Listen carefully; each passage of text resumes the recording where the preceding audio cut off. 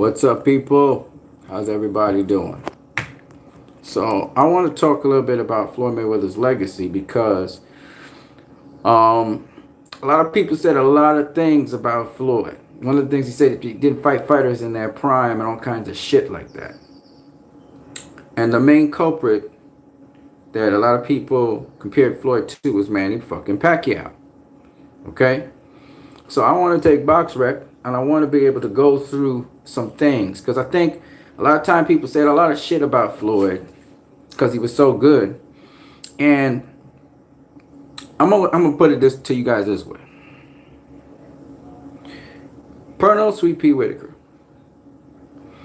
If you say that Pernell Whitaker would beat a certain fighter, then be guaranteed Floyd would beat that fighter too. All right? So, when you think of Floyd Mayweather, you got to put him in a category that's separate to the guys of this era because of the way how he beat them. Just like how you put Pernell Whitaker in a different category to the guys of his era. He got robbed a couple of times, so it is what it is. But that's the caliber of fighter we're talking about. All right? Why I said that is because a lot of people are talking about how Floyd didn't have no drawn out, he didn't have many at least drawn out life and death fights, which were close. The ones that we mentioned are Jose Luis Castillo and Marcos Maidana. We don't mention Oscar De La Hoya. Fuck Oscar De La Hoya, right? They gave him a majority decision against Oscar. It was a unanimous decision, all right? But you didn't have those kind of things. Early in Floyd's career, he had a couple firefights when he was at super featherweight. But for the most part, Floyd didn't really have that in his career. Fucking phone is sliding down. All right, so we're going to talk about Floyd Mayweather Jr. And we're going to talk about him, and you're going to see how great this man really is. But besides the greatness, we're going to talk about how he's the best ever. This is another claim for the best ever. I got to talk about it. I got to talk about it today. Those of you who are out there, shout out to each and every one of you guys. Let's get into it. So what I'm going to do is I'm going to look at Manny Pacquiao's resume.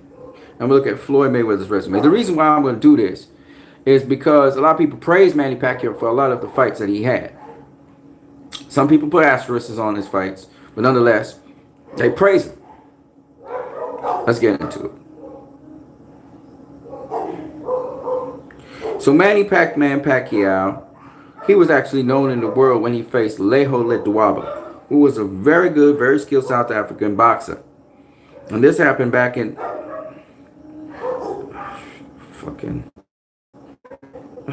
This happened back in 2000, I think it was. All right. Now, for those people who know Manny Pacquiao's early career, he had a really great fight with Nate Al-Assad. Hussein, and you know I yawn every now and then. I don't even know where the fuck I yawn. All right, Nate and Hussein, right? But really, in 2001, that's when Pacquiao really came to prominence. He was a last-minute replacement for the IBF Super Bantamweight classy skill fighter in Leho Ledwaba. Leho Ledwaba had won the Super Bantamweight title back in, I believe it was 2000. Very classy, very skilled boxer. I called him Hands of Stone. Hold on a second. After Roberto Duran, he was slick to some degree.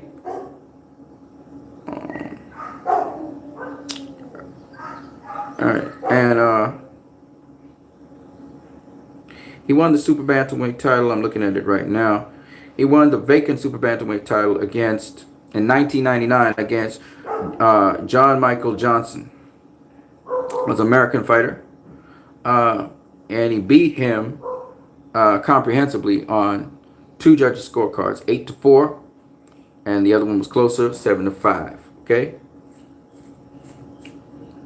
After that, he defended his title successfully against Edison Valencia Diaz, Ernesto Gray, Eduardo Enrique Alvarez, Arnel Barotillo, Carlos Contreras. Everybody knows Carlos Contreras.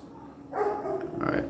Actually, and then he faced Manny Pacquiao. This was in Las Vegas, Nevada.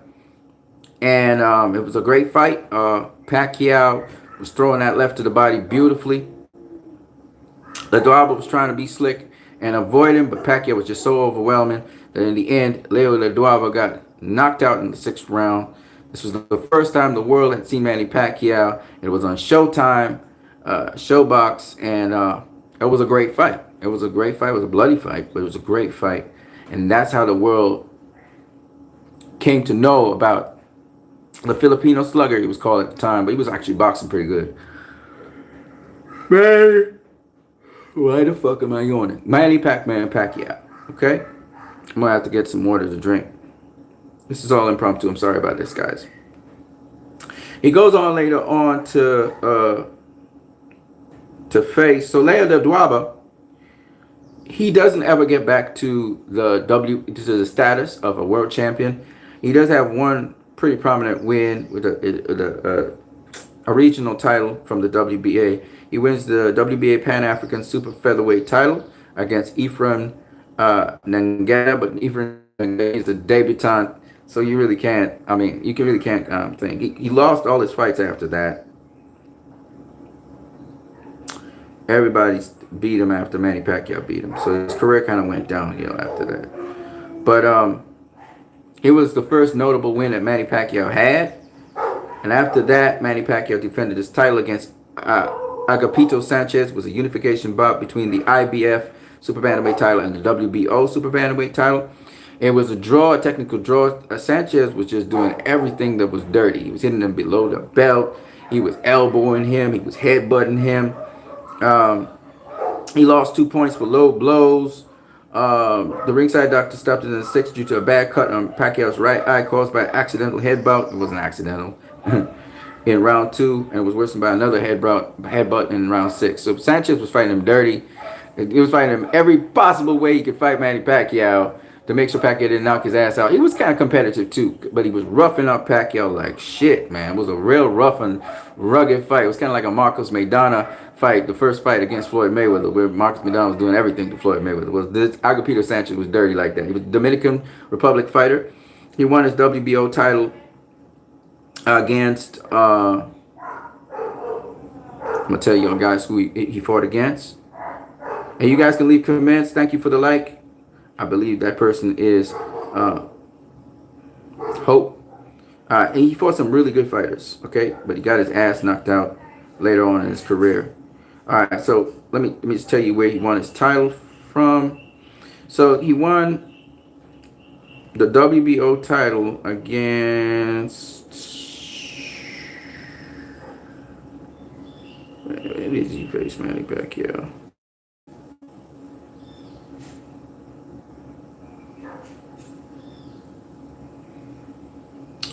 He won his title against Jorge Monsalvo. All right, against Jorge Monsalvo, he won the vacant WBO Super Bantamweight title. Okay, but before that, he had experience facing fighters such as Javier Haragui, who he got a win over. He actually beat Javier Haragui, who became lightweight world champion. He also faced Freddie Norwood. Freddie Norwood was a very good featherweight champion. In fact, he was the guy that faced Juan Manuel Marquez and got the win over Marquez, even though Marquez dropped his ass.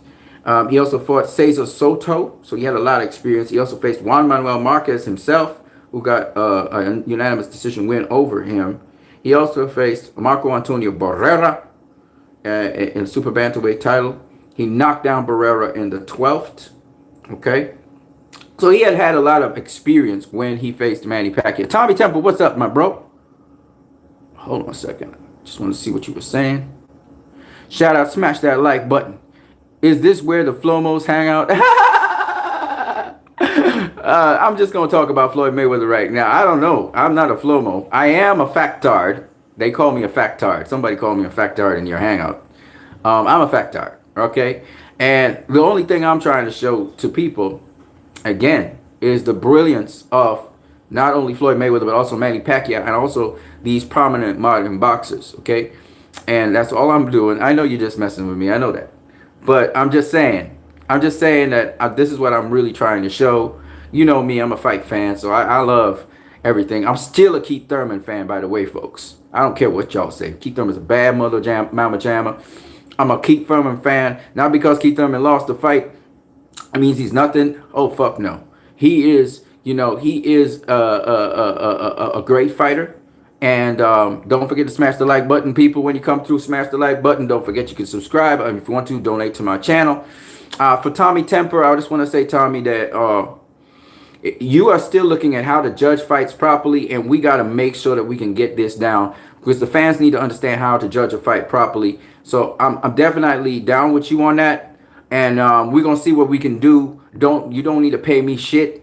We will see what we need to do to make that happen. If we can get interviews through your hangout with known judges, to get a judge on the line or something like that, we're gonna make it happen. We're gonna make it happen, Tommy, and we're gonna get to the bottom of how to judge fights, because I think it's quintessential. Yeah, man, I'm down to do a collab. I saw your video on collabs as well. Yeah, man, I'm down with that. I just have to get my stuff together to make sure I can edit videos properly on this phone, because everything's going to be going through the phone. My studio work is going through the phone. I still have to work out how to get my stuff mic'd properly. But as you can see, the videos are really awesome. I have really clean videos because of this phone. It's a high quality Samsung A70 phone. It's not a Samsung S series. It's a Samsung A series, but it's really good. It also gives you depth, not depth perception, but it gives you wider shots and shit like that. So I'm really liking this phone. It's very sturdy. It's very strong. I've been able to use it for multiple things. It records really well too. But I really wanted to do it direct into the USB port of the microphone. So we're really trying to get it. As you can see, the background looks pretty good. I mean, I'm still doing a thingamajig kind of rig thing here. If you guys see what it looks like, it'll be very funny. But in the neighborhood's pretty relatively quiet. It's a kind of like a suburb neighborhood. I've grown up here. I spent like close to 40 years of my life here. So you're going to monetize your channel. Yes, sir. And you should monetize yours too. This is a great business, Tommy Temper. And we need to really link up seriously and start putting in some good money. And we're not going to just give you guys some kind of shit product. We're going to give you the best possible product when we start to analyze fights, when we start to break down fights. And that's why I'm doing the boxing. Tommy Temper has a background in martial arts like myself. He has a lot more experience than I do. Okay, we need to talk. We need to do a hangout where we're not televising it, and you and I need to talk and hash out the details so we can monetize both channels. And I have another channel with movies. I don't know if you do. No YouTube restrictions. Yes, sir. Yes, sir. I'm down for that. 100%. Let's make some money together, and we need to collab with each other. I love what you're doing, bringing people together in boxing with different viewpoints of boxing, and we can hash it out in a very civil manner. I think that your channel is dope. I mean, I did rip in with Jay Cotto that time when I came on. I didn't know how to use nothing. I still use a lot of expletives. I think I'm gonna tone it down on the expletives. I'm trying to tone it down on the expletives, Tommy. I'm really trying hard, but I just find myself saying these expletives. I think my mom's death kind of threw me for a loop, and I've been kind of all over the place. I've been doing all kinds of shit. Some shit was just crazy. Some shit is just normal, Jay Cotto, man. Hey, shout out to Jay Cotto, the boxing Jedi. Shout out to that brother as well. I got nothing but love for the guy. He disagrees with Zone 6, but y'all don't need to really go in on each other like that. It's all love up in here. I would love to see, like how the boxing voice has it. Some of these guys duke it out in the ring with each other. Just put it down. You know what I'm saying? I think you're gonna respect the other guy after you've punched him in the face a couple times. You're gonna respect the guy, and you're gonna have this love thing, and it's be more of a fraternity amongst the fans. Imagine the fans boxing. That's some good shit. Back in the day, people used to box like crazy. Back in the 20s and 30s, back in the 70s and 60s, motherfuckers used to box. That's what they did. You had an issue with somebody, you put on some gloves, or you knuckle up and you get it popping. And when you're done, you shake hands or whatever, you hug each other or whatever, you go for a drink or whatever, you get it. That's how you sort out your conflicts, instead of having this testosterone and just be yelling at each other and fucking going at each other like that. You just sort it out by fighting, And so, guys like Tyson Fury, guys like Billy Joe Saunders, these motherfuckers really fight. They can really fight. They may not, have one punch knockout power, but these motherfuckers, that's what they did. They grew up fighting, right? And so, Floyd, not to toot his horn again, because you don't need his horn tooted. I mean, the proof's in the pudding, but obviously he grew up fighting as well, right? Mostly in the gyms, in the boxing ring, but he also took it to the streets sometimes. But he was discouraged from taking it to the streets because, when you're somebody who could really fucking fight, really fucking box, you take that to the streets, and it could be a problem. You don't want to be breaking nobody's jaw and that kind of shit, and because you got a real professional punch. That's what people don't understand. Them short chopping punches break the jaw real easy. But people don't know about that shit. They think Floyd, yeah, he's just a pillow puncher. His hands are damaged. He damaged his hands pretty bad. It don't mean he can't punch. They don't really like to do that. You don't like to really punch that guy head. But when you in a fight, fuck my hand. Just fucking leave us. Afterwards, we were telling that with the doctor. And so, when you in a real fucking fight, you don't study your hands. You be punching the fuck out of things. You ain't studying that your hands hurting or nothing. The adrenaline's pumping. So, it is what it is. Yeah, his temple, you know what I'm saying? You can kill him. Because you're talking about with your bare knuckles. Now his knuckles are all punched in and damaged and shit. But if he punch you, still it's gonna still hurt. Because it's a lever action. The whole lever action is what makes what makes the thing so dangerous. So yeah. But besides Floyd, because we talking a lot about Floyd, let's get back to Pacquiao. And I want you to see the caliber of opposition. This motherfucker Pacquiao fought some really, this motherfucker came from flyweight, okay? Yeah, okay, he didn't have an amateur background. In the amateurs, people start off with flyweight, junior flyweight, all that shit, and then come up. So, Floyd had his flyweight fights in the amateurs. Floyd and Pacquiao and Marquez, they're all the same size, by the way. People don't know that. But weight-wise, they're all the same size. Basically, Floyd did his flyweight stuff in the amateurs, and then Floyd built up to the Olympics, and then he went to the pros, right? And he got robbed in the Olympics, and then he went to the pros. Whereas Pacquiao, he didn't have no fucking amateur background. He went straight into the fucking pros. He had a little amateur background, but nothing to really talk about. You know what I'm saying? He didn't have the official amateur background.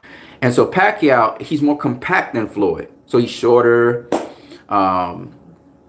he's less long, that kind of thing. Marquez, all right, it's a little bit bigger, a little taller than Pacquiao, but he and Pacquiao about the same size. Timothy Bradley is a bigger guy than Floyd, Pacquiao, and Marquez. He actually came down from, Bradley was a super welterweight, came down to junior welterweight, then came up to welterweight. He's a big dude. Okay, he walked around 160, 165, 167, 168. Close to 170. Okay, so Bradley's bigger than Floyd and Pacquiao. That's why Bradley could take a punch. All right, Keith Thurman, Errol Spence, Kell Brook, Danny Garcia, even Terrence Crawford. These are big guys. Okay, they're bigger than Floyd. They're bigger than Pacquiao. They're bigger than Marquez. Okay, they're big dudes, right? And they call themselves true welterweights. The welterweight division has changed from what it used to be. What it used to be was these small guys that used to fight at 147. Even Sugar Ray Robinson today, he would be considered a medium-sized welterweight. He's even a middleweight today. He wouldn't even be a middleweight today. Light heavyweights today are middleweights. So the yesterday's light heavyweight is a middleweight today. Cruiserweights today were heavyweights back in the day. The shit is guys are bigger now. And they hit fucking harder now. That's why they're killing each other so quickly, and they're getting more people in comas. Even though you got more protective gear and more precautions, and even referees are trying to call the fight faster, motherfuckers will be hitting harder, they quicker, they're more precise, they're more sharper than the guys of yesterday. I know you guys want to talk about Ezra Charles and all these guys, and Ezra Charles was a phenomenon back in the day. Still would probably give people hell today. But Ezra Charles wasn't a big heavyweight. Like, Ezra Charles versus Deontay Wilder, this is not even, we ain't even going to talk about that. Ezra Charles ain't beating Deontay Wilder. He's just not. Right? He's not beating Deontay Wilder. Rocky Marciano, hell of a fighter. Hell of a fucking fighter. But I don't have Marciano beating Klitschko. I just don't have him beating Klitschko. I just don't have him beating Klitschko. He's too small for Klitschko. He's too small for fucking Lennox Lewis. Lennox Lewis will kill him. You know what I'm saying? Mike Tyson versus Rocky Marciano might be a good fight. Holyfield versus Rocky Marciano would be a good fight. James Toney would tear his ass up. He's not getting James Toney. James Toney would, because James Toney just got that. Now, Jersey Joe Walker was a hell of a boxer, right? Was old when he faced Rocky Marciano, but hell of a boxer. As a child, a hell of a boxer, right? But they ain't not Roy Jones Jr. They not, I mean, I'm just saying right now. They're not Roy Jones Jr. They're not Bernard Hopkins. They not, no. Hold your horses before you go in on me, because you will go in on me with the Bernard Hopkins shit. Why I said Bernard Hopkins? I know everybody about to say, oh, fuck Bernard Hopkins. What the fuck you talking about? And Roy Jones Jr. couldn't take a punch. I understand what you're saying. But think about what I'm saying. Ezra Charles was quick. Jersey Joe Walker was quick and skilled. All right? But the kind of athleticism that these motherfuckers have today, and the training these motherfuckers do today, with the underwater training, all that bullshit, these motherfuckers are 100 to 200 times sharper and quicker and more rehearsed than those motherfuckers back then. I know you guys gonna say they fought a lot of fights and blah, blah, blah. I understand what you're saying.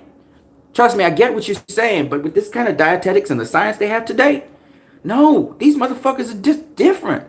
And they bigger. They could take Ezra Charles' punch. You get what I'm saying?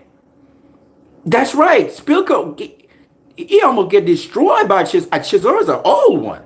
He's not top tier. I mean, he been up there with Klitschko. He been a contender and all that. He not considered top tier. Fucking, just imagine Deontay Wilder, what he would do to them motherfuckers. Just imagine what Wilder would do to them motherfuckers. Y'all like to talk about he wild and shit. Wilder would kill them. He would catch a body in there, because them dudes don't have the conditioning like the guys today. He catch a body in there. Wilder's his weight, but fucking height and everything. Are you fucking kidding me? Wilder would kill these fucking motherfuckers. He would kill these motherfuckers, right? And you gotta understand what I'm saying, right? I mean, people gonna be saying to me, oh, no. Wilder didn't have the skills like an Ezra Charles and Jersey Joe. I understand what you're saying. But Wilder hit that motherfucker with one punch. Please don't let him hit him with a 1-2. You saw what he does to fighters. They slump down. All right, they slump down. Imagine that motherfucker being about 197 pounds taking that kind of punishment. Rocky Marciano, he ain't standing up to that shit. He's not standing up to that shit. He might have taken, Jersey Joe Walker's shot, or, Archie Moore's shot. He took Ezra Charles shot. He might take that and go down. That motherfucker used to go down, by the way. He not taking the shot. He ain't taking George Foreman's shot. He ain't taking Tyson's shot. He's not taking it. He's not getting up from that shit. Right? He's not getting up from that shit. Right? He's not taking Ernie Schaefer's shot. Ernie Schaefer's 240 something pounds and is a fucking puncher. He's not taking those shots. Right? And it's just what it is. We're not trying to be somebody who's a fanboy or say that the guy. It's just what it is. Boxing has evolved. And these motherfuckers today, Mike Tyson ain't taking Deontay Wilder's shot. He not taking that shit. He going to sleep if he got hit by Wilder. And Lennox Lewis could punch, but I'm just saying, Wilder can punch. Wilder can fucking punch, period. And he's quick. Okay?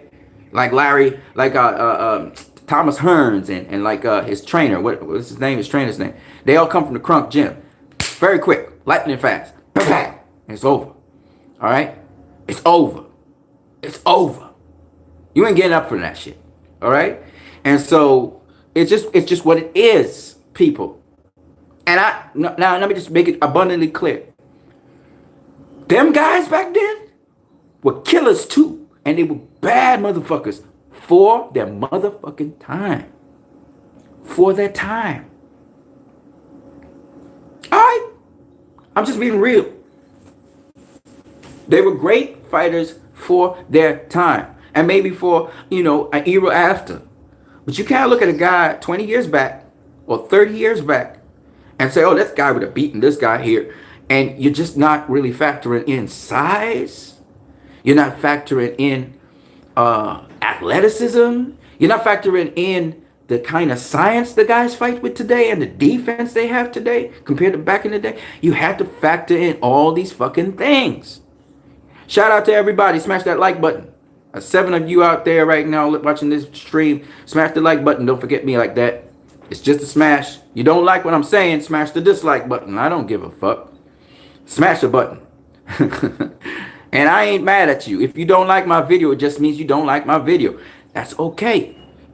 Hey, I'm not here to win friends. I'm here to do what I say what I say, speak what I speak. And if you agree with it, fine. If you don't agree with it, shit, I ain't mad at you.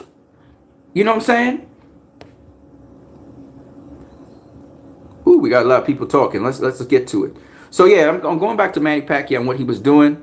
We're gonna finish this shit off. Don't worry. I gotta monetize this shit for real. I gotta stop cussing. Steelworm says, in the street, Floyd can pretty much break noses as well. Break noses, break jaws, bro. Machine Gun Funk, good knowledge. Lots of channels don't have this knowledge, and they all get views. Keep up the good work. Thank you very much, Machine Gun Funk. And you appreciate knowledge because you probably a true boxing fan. You know what I'm saying? Tommy Temper says, when was 154 division started? It's a great question. That was with not Danny Moyer. Not Danny Moyer. This is just a little bit after Sugar Ray Robinson's time in the 1960s. I think not Danny Moyer. I'll tell you who inspired it. Who's the first guy, man? It was the WBC that first started, and then the WBA followed. Yeah, the year after. Was it Danny Moyer? I think it was Danny Moyer. I could find out for you. I think it was Danny Moyer that started the 154 division. Yeah. But let me just go through this first before I go into that, okay? So Manny fucking Pacquiao, boy. Ugh. So yeah, he fought a very experienced fighter who knew a veteran fighter in Agapito Sanchez, who later who won the WBO championship eventually after many types of contention. He won the WBO championship. It was a vacant title. And he faced him. And Agapito Sanchez used every trick in the book to get at Manny Pacquiao. So Pacquiao got experience in dirty fighting and all that shit. All right? It was quite an eventful fight. I was rooting for Agapito Sanchez. I was like, yeah, get him, motherfucker. Let him know that this guy, you gonna stand up to his ass. It was terrible. Yeah, I was kind of like happy that they stopped the fight and shit, because the momentum was starting to go to Pacquiao. I'm just being real. I saw the fight back in the day. That's what I was feeling. Anyway, he went on to defend his title against Eliezer Julio. Okay, Julio, if I'm not mistaken, was a fighter who was a world champion at some point. I think he was. It was a Colombian fighter. And I'm gonna tell you. Yep, no. Yes. He was the WBO World Bantamweight Champion. Yes, he was. So he was world champion. He was the WBO World Welterweight World Champion. He fought him. Now let me tell you the guys that he fought. Which he got some names here. He got some names that he fought. He fought for the championship. Actually, he was a two-time motherfucking bantamweight champion. First, he fought Eddie Cook for the WBA World Bantamweight title, beat his ass. Went on to defend the title successfully against Francisco Alvarez and Ricardo Vargas. And then he faced Junior motherfucking Jones. Junior Jones was the guy that beat Marco Antonio Barrera. Junior Jones was 30-0 at the time. And he won the WBA World Bantamweight title from off of him. Even though the motherfucker knocked down Junior Jones in the 4th round, Junior Jones was able to knock him down in the 11th. And so the fight went that way. So he fought Junior fucking Jones when he was undefeated Junior Jones, who beat Marco Antonio Barrera twice. But Eric Morales fixed his ass. Anyway, back to what I was talking about. He went on to go to face the WBO, NBO bantamweight title against Sergio Milan. He then went go on to face that, defend that, fight a couple of guys. Then he fought Oscar Maldonado for the interim WBO bantamweight title, and he won the WBO bantamweight title against, or got upgraded, I'm not too sure, to Daniel Jimenez. Knocked his ass out in the 9th round. So this motherfucker was a 2-time world bantamweight champion, and he also faced Johnny motherfucking Tapia. I know I'm cussing so much. I just realized that. I don't know why I cuss. It's not a negative thing. Don't forget to smash that like button. If you guys like this video, smash that fucking like button. Sorry about the F-bomb. I don't know why I'm cussing so much. I think it's just a credulous term. I'm not trying to be negative. Anyway, he fought Johnny Tapia. I'm about to cuss again. And I don't mean nothing by it. It's actually an ultimate compliment to say motherfucking in this case. But anyway, he fought Johnny Tapia, who beat his ass. He beat his ass, and he took the WBO bantamweight title from him. And then from there, he lost to Aiden Vargas, so he moved up in weight. And he fought for the super bantamweight title against Manny Pacquiao. He lost to him. And then his final fight was against Israel Vasquez, which he lost. So he was kind of on a losing streak when he faced Pacquiao, to be honest with you. But he had accomplished a lot. He had a really good resume. And, you have to give this man, Pacquiao his props for facing Julio, who was a very experienced fighter again. Fought 2 very experienced fighters. He was able to stop him in the 2nd round. But again, let's be real. Julio was on the downswing. But anyway, that's all good. It's all good. It's what it is. He was on a losing streak. He should have probably gotten a couple of fights to boost his confidence before he faced something like that. But I guess he stepped up in weight and decided he wanted to get another title shot. Pacquiao then defended the IBF Super Bantamweight title against Prayat Sawingham. This was in the Philippines. And he knocked him out in the 1st round. He was probably not supposed to be in the ring with Pacquiao. He then went on to face... He went up to featherweight. His first featherweight fight was against Surigzhan Magambitov.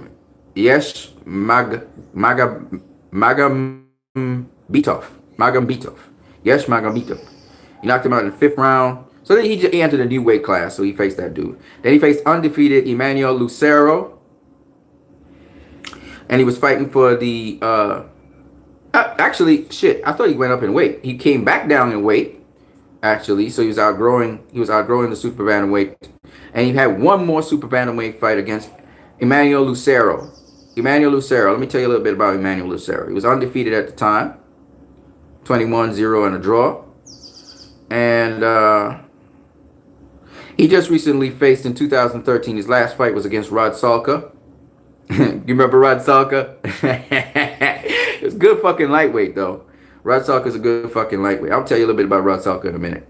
Rod Salka knocked his ass out in the 5th round of a 10-rounder. And Rod Salka, if I'm not mistaken... Yeah, Rod Salka faced Francisco Vargas last year. And he was stopped in the 6th round.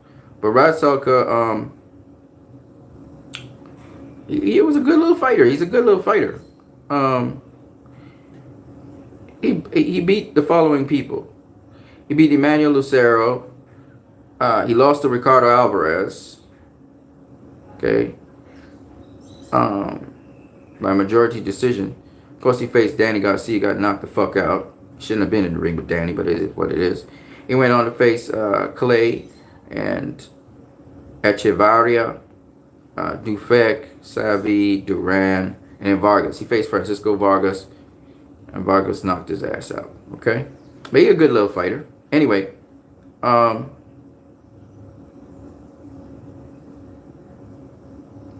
Manny Pacquiao. So he faced Edwin Lucero, who's an undefeated fighter.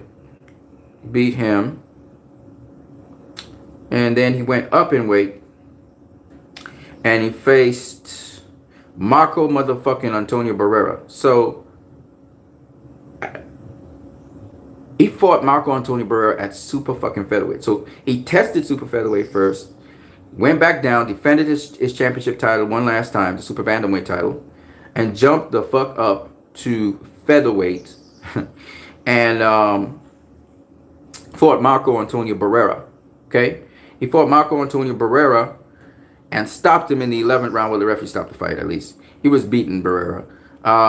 He beat, and Marco Antonio Barrera actually was the WB, was it C or WBA? I can't remember. But he was the WBC, I think it's the WBC featherweight champion after he beat Eric Morales. I can't remember if it was the second or third time. And let me a little rundown on how Marco Antonio Barrera was when Pacquiao faced him, all right? So when Pacquiao faced Marco Antonio Barrera the first time, I believe that was in 2003.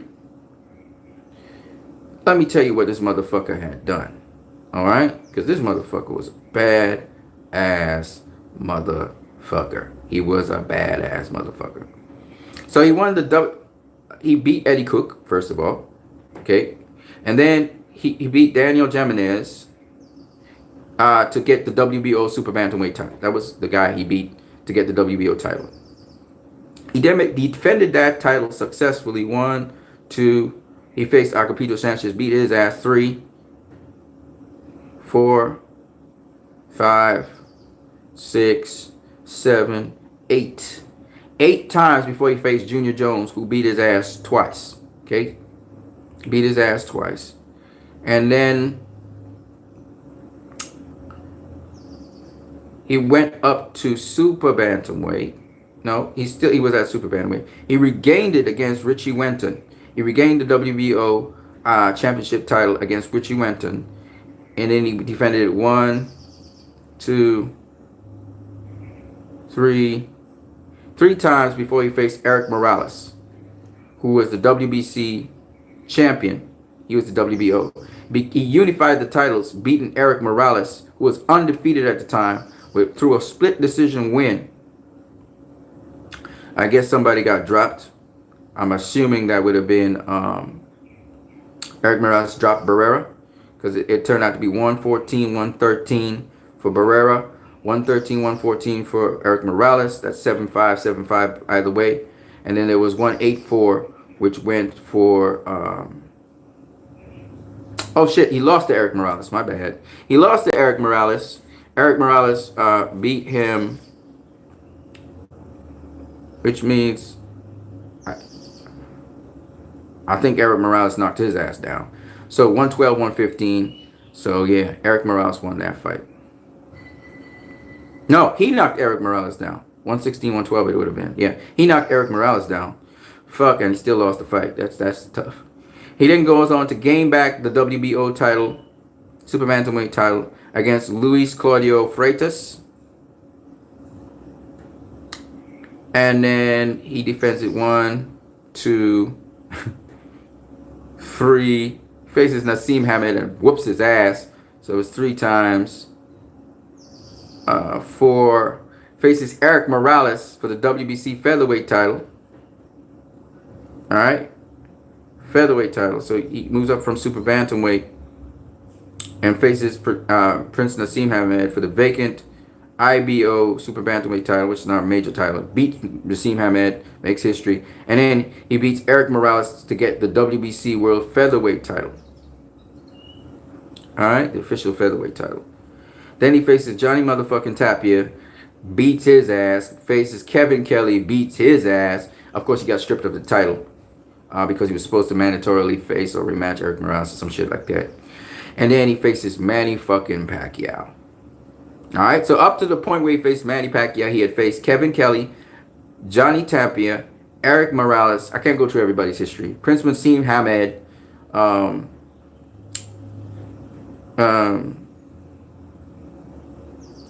Junior motherfucking Jones, Agapito fucking Sanchez, you know, and Daniel Jimenez. That's some fucking names to be going through like that, from super bantamweight all the way up to featherweight. That's the guy that Pacquiao faced. All right, it was there's no fucking excuse. People talk about Barrera, he was tired after the Eric Morales fight. No, he was beating ass. up to the point where he faced Pacquiao. He beat Kevin Kelly's ass. So now I don't want to hear shit. I don't want to hear shit. I don't want to hear shit. He beat Glenn Tapia. He beat John Tapia's ass. I don't want to hear shit. He was on fire. And then Pacquiao just blew his ass out. That's what happened. All right? And he was the lineal champion, obviously, because he beat Eric Morales, right? So, yeah. Then, after Pacquiao beat Marco Antonio Barrera, he faced Juan Manuel Marquez.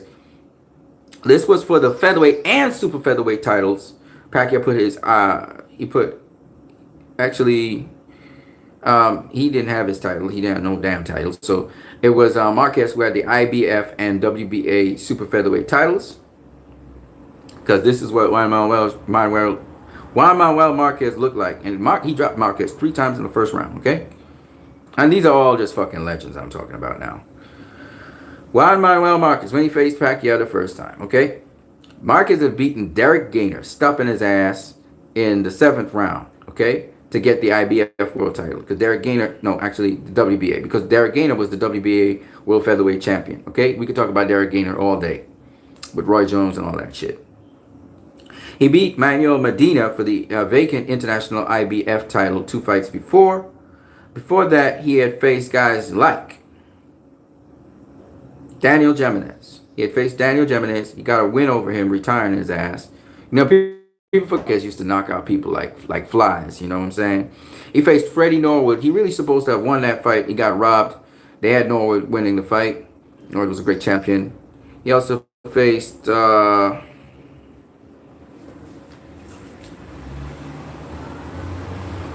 Agapito fucking Sanchez and got a win over Agapito Sanchez for the NABO featherweight title.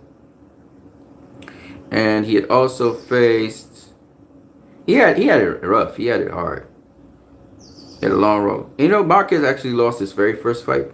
He was disqualified against Javier Duran. Anyways, so that was the kind of competition that Marquez had faced leading up to the Manny Pacquiao fight, which after the Manny Pacquiao fight, he faced Orlando Salido and whooped his ass too. Motherfucking Marquez. Great fighter. So, Manny Pacquiao faced him, right? In his prime, Marquez. And Marquez's prime was weird because Marquez was an old guy by the time he had started really fighting top tier competition. So when we talk about Marquez, his prime was actually in his late 30s, his early 30s, late 30s, and went all the way till he was almost 40. So Marquez is a different kind of caliber fighter. He started fighting late. Right. He then went on to face Eric motherfucking Morales. That's his first loss he had. And this was for the IBF super featherweight title. Eric Morales did beat his ass. He just straight up beat his ass. He then faced Hector Velasquez. And he knocked him out. And then he went on to face Eric Morales again and avenge Eric Morales. He then faced Oscar Larios, who was a world champion as well, I believe. Oscar Larios was a world champion once, at least. I think he was. I could be wrong. Yep, he was. He was the WBC world featherweight champion. This is after he faced Pacquiao, though. He had faced guys like Jorge Linares. This is after Pacquiao. He had faced motherfucking Israel Vasquez. Just before he faced Pacquiao, he faced Israel Vasquez. And Israel Vasquez was a great fighter. Knocked his ass out to get the WBC super bantamweight title. So, it is what it is. He beat guys like Wayne McCullough. Was a good fighter back in there, English fighter. He beat Nadal Hussein, who Pacquiao had beaten. He had beaten guys like... He was actually a long-reigning WBC bantamweight champion as well. He had faced Israel Vasquez before and knocked his ass out in the 12th round. So, let's see. He won the... he was also a contender. He faced Willie Joran for the WBC Super Bantamweight title before. He had also faced Cesar Soto. Yeah, Super Bantamweight. He faced Cesar Soto and actually beat him. So, he was a good fighter. He just happened to get knocked out the fight before he faced Pacquiao, so he got knocked out again. Pity. As Pacquiao then faced Eric Morales a third time and knocked his ass out in 3, or the fight was stopped. He then faced Jorge Solis who I believe was another former world champion. For a lot of former world champions. Horisaurus fought Takashi Uchiyama in 2011. He's been a contender as well. The WBA super featherweight title, he fought Yurikas Gamboa for the IBF title. He also fought, he was an interim champion. I do believe he fought Cristobal Cruz for the IBF world featherweight title. So he beat Manuel Roman, who's now a world champion. And he'd faced Pacquiao. Before that, he had not, he had not been a contender. So he was a top contender. He'd never been a world champion. He had won a lot of minor world titles, but he never been an actual world champion. He was a good fighter, though. Jorge Solis. Pacquiao beat his ass. Stopped him in the 8th round. He faced Marco Antonio Barrera a second time. This time he didn't stop him. It was still a unanimous decision win. This was for super featherweight. Faced Marquez, got a split decision win over him the second time. Faced David Diaz, a lightweight champion, so he moved up to lightweight. Knocked his ass out in the 9th round. David Diaz was a good fighter. David Diaz, his record looks something like this before Pacquiao. He had faced Eric Morales and beaten Eric Morales' ass. In fact, Eric Morales retired from boxing for a minute. Came back to boxing, but he retired from boxing after being beaten by David Diaz. He had also beaten guys, and he was, of course, an Olympian as well. He had faced Kendall Holt. Kendall Holt had knocked his ass out, though. He faced Ener Ulio, who was a world champion. He was an old guy now, but a world champion. He was able to stop him in the 10th round. He also faced Emmanuel motherfucking Augustus. He got a win over him. So he had some experience. And Pacquiao he just blitzed that dude. He blitzed him. You know? And David Diaz was a good fighter. It wasn't as good as Juan Diaz, but it was a good fighter nonetheless, okay? And then Pacquiao jumps up from lightweight all the way up to welterweight to face Oscar De La Hoya in 2018 and blitzed his ass. He blitzed De La Hoya. Then he faces motherfucking Ricky Hatton. He actually ended De La Hoya's career. He then faces Ricky Hatton, and basically he put the lid on the coffin. Ricky Hatton was already going down. He was already dying, and Pacquiao just put an exclamation point on that and knocked his ass out in the 2nd round. And that was that. Ricky Hatton was the lineal super lightweight champion. Then faced Miguel Cotto. That was a real strong, good fighter. Miguel Cotto, let me give you what Miguel Cotto's track record looked like. Miguel Cotto was a bad motherfucker. Just period. Could box, boy. That motherfucker could box his socks off. So Cotto, before he faced Pacquiao, I'm just going to talk about his championship fights. There are a lot of other fights that were interesting, but I'm going to just talk about his championship fights. So he beat Cesar Bazan, was a former world champion. He then goes on to face Rocky Martinez. He beats his ass. And then he becomes world champion. He beats Carlos Malsar as well. All these are former world champions I'm talking about here. And then he faces Lovemo Endu. He beats him. Kelson Pinto is the guy he beats to become the WBO super lightweight champion of the world. This was in 2004. Floyd was just moving out of super lightweight, I think. Oh, he was still in super lightweight, I think. And there was a proposition about Cotto facing Floyd. He then went on to beat Randall Bailey, who was, again, a former super lightweight champion. Also, he would become a future welterweight world champion. And then he faced DeMarcus Corley and dwarfed DeMarcus Corley. You know, Floyd had a good fight with DeMarcus Corley. He dwarfed him. He was much bigger than DeMarcus Corley, and he just beat down DeMarcus Corley and stopped him in the 5th round. He faced Mohamed Koudir Abdulev and defend his title. And then he had that memorable fight with Ricardo Torres. That was a good-ass fight till the fight was stopped in the 7th round. That was a hell of a fight. Undefeated Ricardo Torres. Then he faced Gianluca Branco. That fight was stopped. He faced Paulie Malignaggi, getting beaten of his life. Then he faced Carlos Quintana, undefeated Carlos Quintana, Puerto Rican fighter as well. You know, southpaw. And he stopped his fucking ass in the 5th round, knocked him the fuck out. I mean, Carlos Quintana couldn't handle Cotto, period. Then faced Ote Oko. Then he faced Zab motherfucking Judah. And he stopped Zab Judah in the 11 rounds. Now, Zab Judah was beating his ass early. But then he started hitting Zab in the nuts. He hit Zab in the nuts repeatedly when his ass was in trouble. He just hit Zab in the nuts. Cotto was a little bit dirty. And I remember that Zab was landing and shit, and he lost his focus, and Cotto started to beat that motherfucker and maul him down. So much bigger, you know, and this was again at welterweight. This was at welterweight. Zab was a big you know, it was an okay welterweight, but you know, Cotto was a big welterweight. He then went on to face Shane Mosley. I outboxed Shane Mosley, and to his credit, Shane Mosley was coming for his ass to knock his ass out. Was really putting that pressure on him late, and he was able to kind of box it and get out of that situation. So he has fucking Shane Mosley on his resume. He then goes and faces Alfonso Gomez, and then he faces Antonio Margarito, that motherfucking cheat.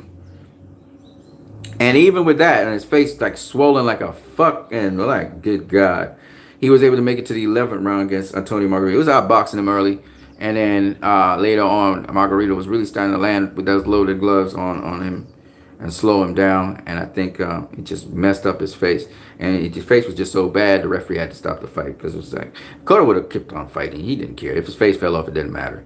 But you know, then he faced Michael Jennings, knocked his ass out. Faced Joshua Clottey. Clottey basically I thought beat him, but he got the win over him and got back he got the WBO belt from Michael Jennings, and then he faced Joshua Clottey. Got a split decision win over Joshua Clottey, and that's when he faced Manny Pacquiao. Okay? And for those people who say Cotto was washed up when Floyd faced him, well, here's a couple other things. Cotto would go on after Manny Pacquiao to win the WBA super welterweight title against Yuri Foreman. Yuri Foreman was undefeated. He did have a leg injury, but he beat him. He stopped him in the 9th round. He then faced Ricardo fucking Mayorga, stopped his motherfucking ass in the 12th round to become the WBA super welterweight. Well, he was already WBA super welterweight champion. There was some WBB super welterweight title also on the line. And he faced Antonio Margarito, got sweet revenge for that motherfucking cheater, and stopped his ass, damaging his eye in the 9th round. Okay? And then he would go on to face Floyd Mayweather Jr.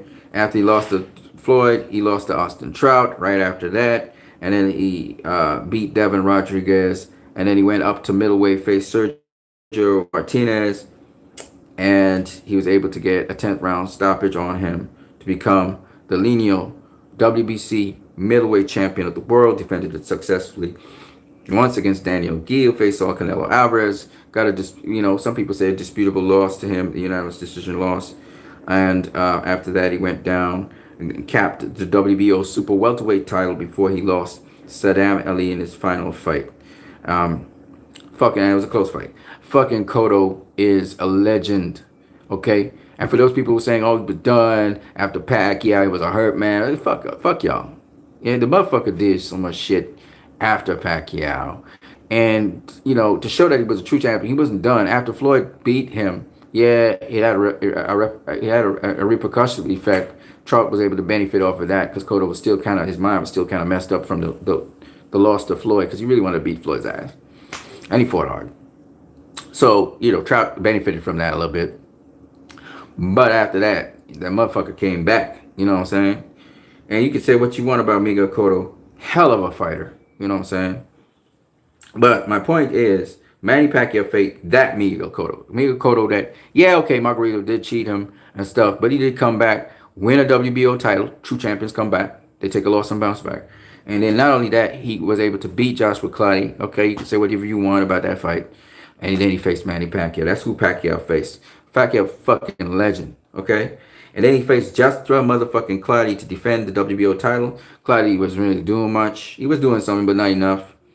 And then he went up to super welterweight and a catch weight of 150 pounds. He faced Antonio Margarito, that motherfucking cheat, who got this title.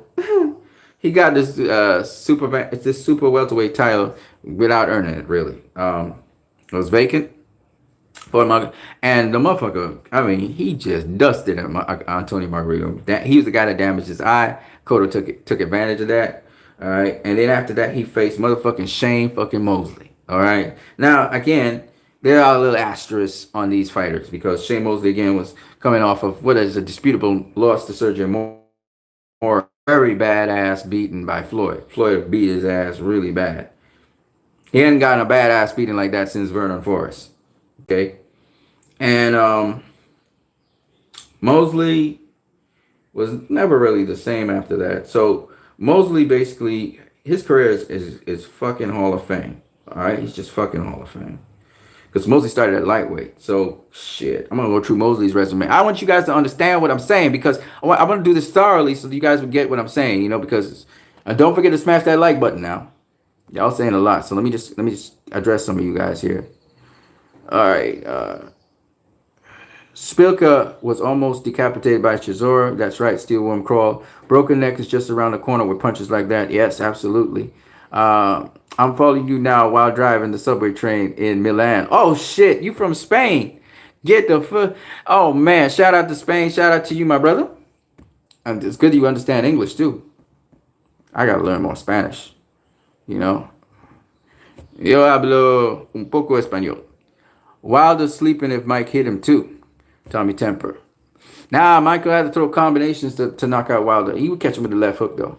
But Wilder's a strong ox, man. He's strong. He didn't you see that shit? Ortiz hit him with his best shots, and Wilder didn't go down. Eric, what was his name? Eric something hit him with shots. He didn't go down. Okay, Wilder's a big, strong motherfucker, man. Yeah, today they focus more on one-hit power than defense and footwork. Nah, all these guys got defense.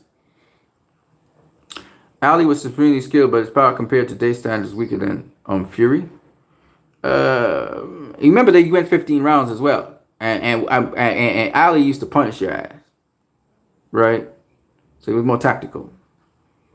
But if Ali couldn't even knock out Joe Frazier, and Joe Frazier was a 180 pounder, Ali ain't doing shit to nobody. Jackson the hopeful. Watching Marquez Pacquiao 3. I got Marquez up 6-2. Yeah, Marquez beat Pacquiao in the third fight. We all know this. Everybody knows this. He was robbed. Steelworm says ribcage and uppercut and Wilder's on the floor. Classic Tyson combo. Maybe.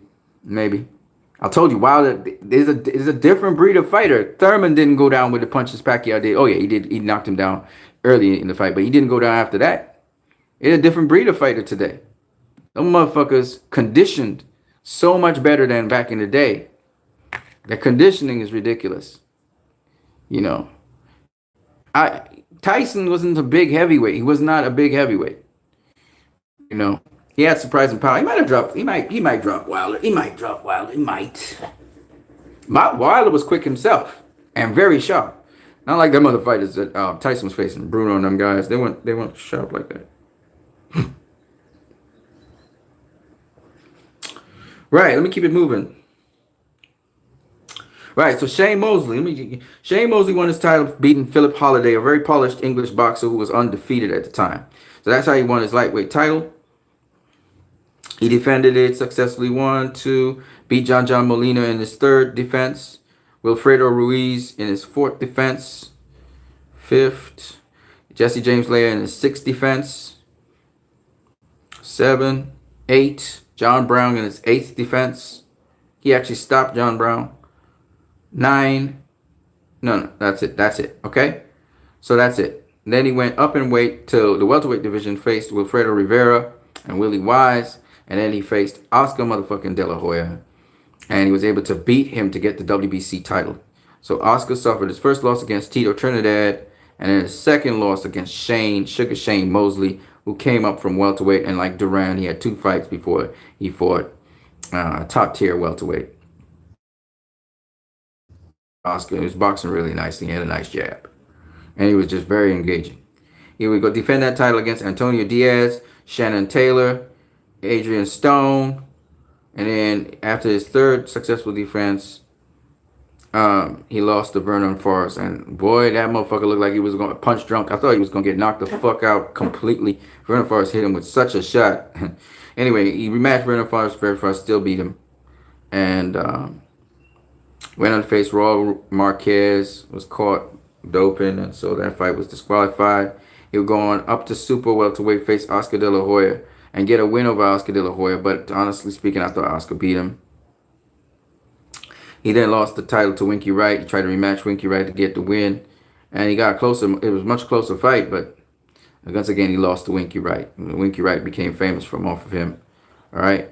He then goes on to face Fernando fucking Vargas in an eliminator. He beats Fernando Vargas, knocking his ass out. They do it again. He knocks his ass out even in a shorter time. He then faces Louis motherfucking Collazo, has a tough fight with him, and gets the interim WBC World Welterweight title. And then he faces Miguel Cotto. This is where he lost to Cotto. But I argue he was coming on strong in the final rounds of the fight. Nonetheless, he lost to Cotto. And then he would go on to go up to super welterweight, face Ricardo motherfucking Mayorga, who had beaten Vernon Forrest, knock his ass out in the 12th round. And then he would face Antonio Margarito at welterweight for the #1 welterweight position, and he would knock out Antonio Margarito in 9 rounds. Then he faced Floyd Mayweather, and Floyd Mayweather did a number on his ass. And it wasn't the same. He faced Sergio Mora. He managed to get a draw where he should have actually lost that fight.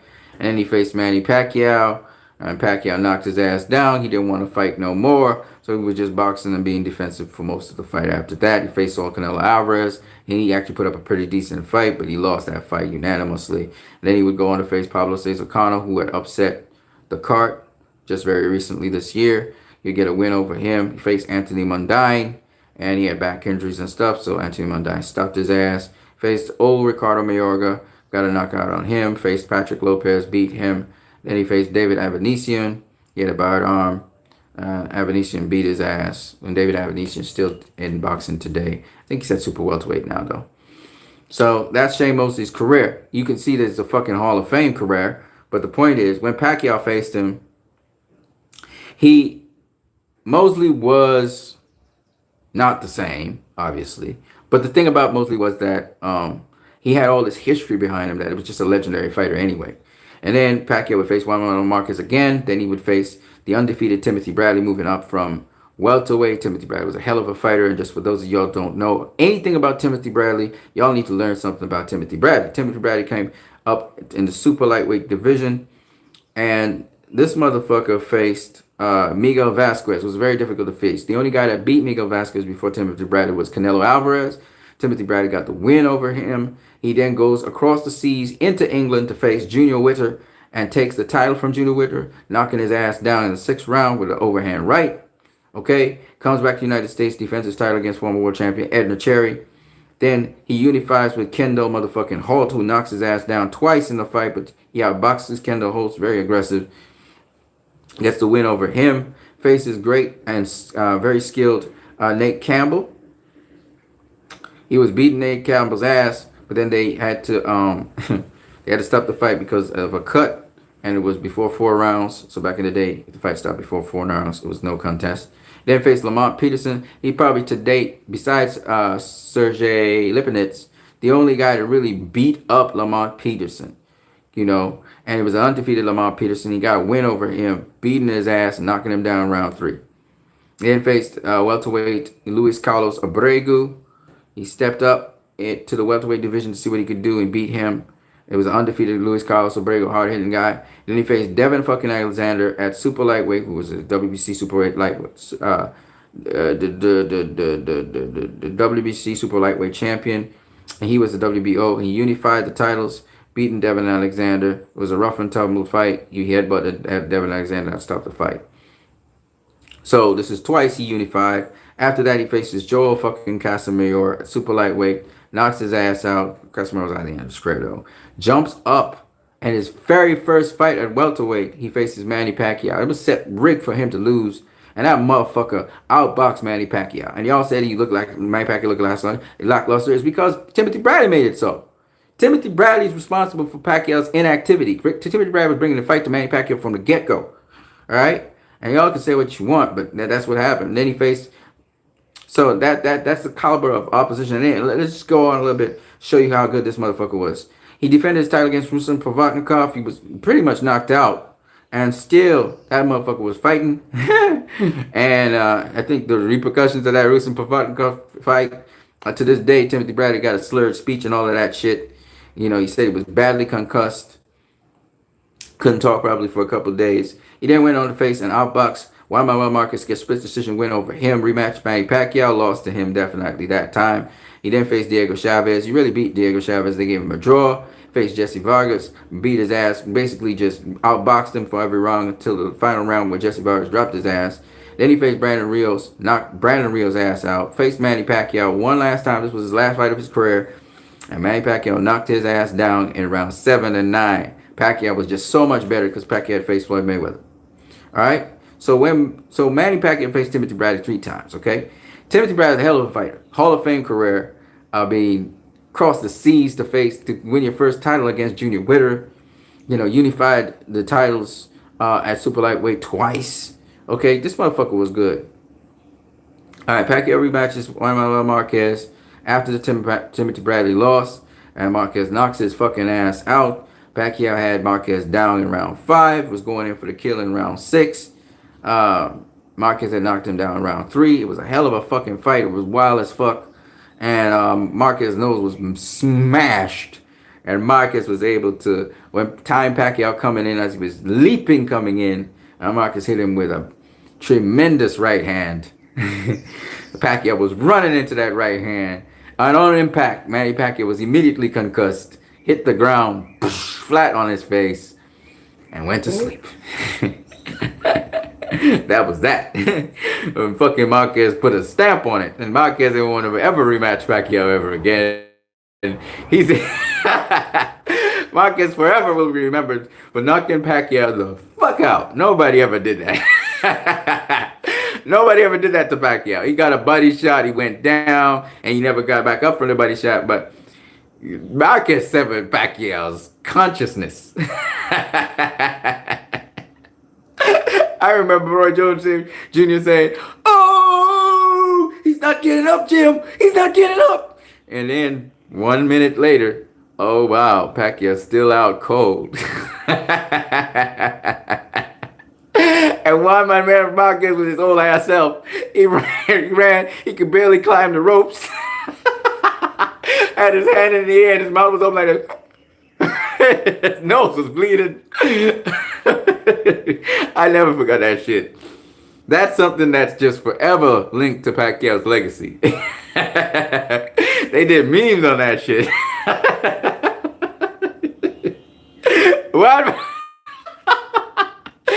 motherfucking Manuel Marquez made history. Being the first motherfucker to knock Manny Pacquiao clear out. Like that was a knockout. That was a real that was a fucking real knockout, man. We was worried. I was afraid. I was like, damn, he ain't moving nothing. They turned him over, he be just gone.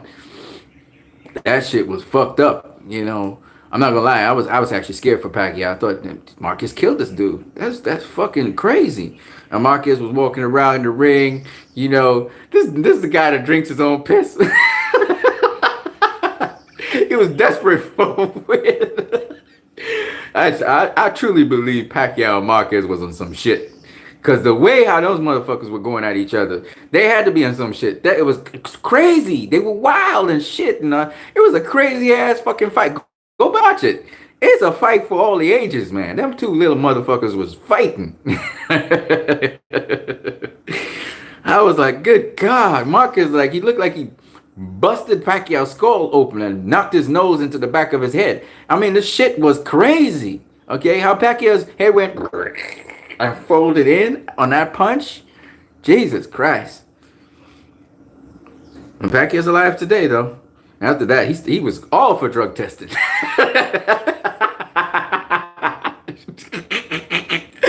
Oh my God. Hey, yeah. Anyway, he fought the legend in Juan Manuel Marquez, and that was a fucking crazy fight. He then came back from the Marquez fight. They wanted to know if he was okay, and he fought Brandon Rios. Beautiful. He just outboxed Brandon Rios. Brandon Rios didn't know what the fuck to do.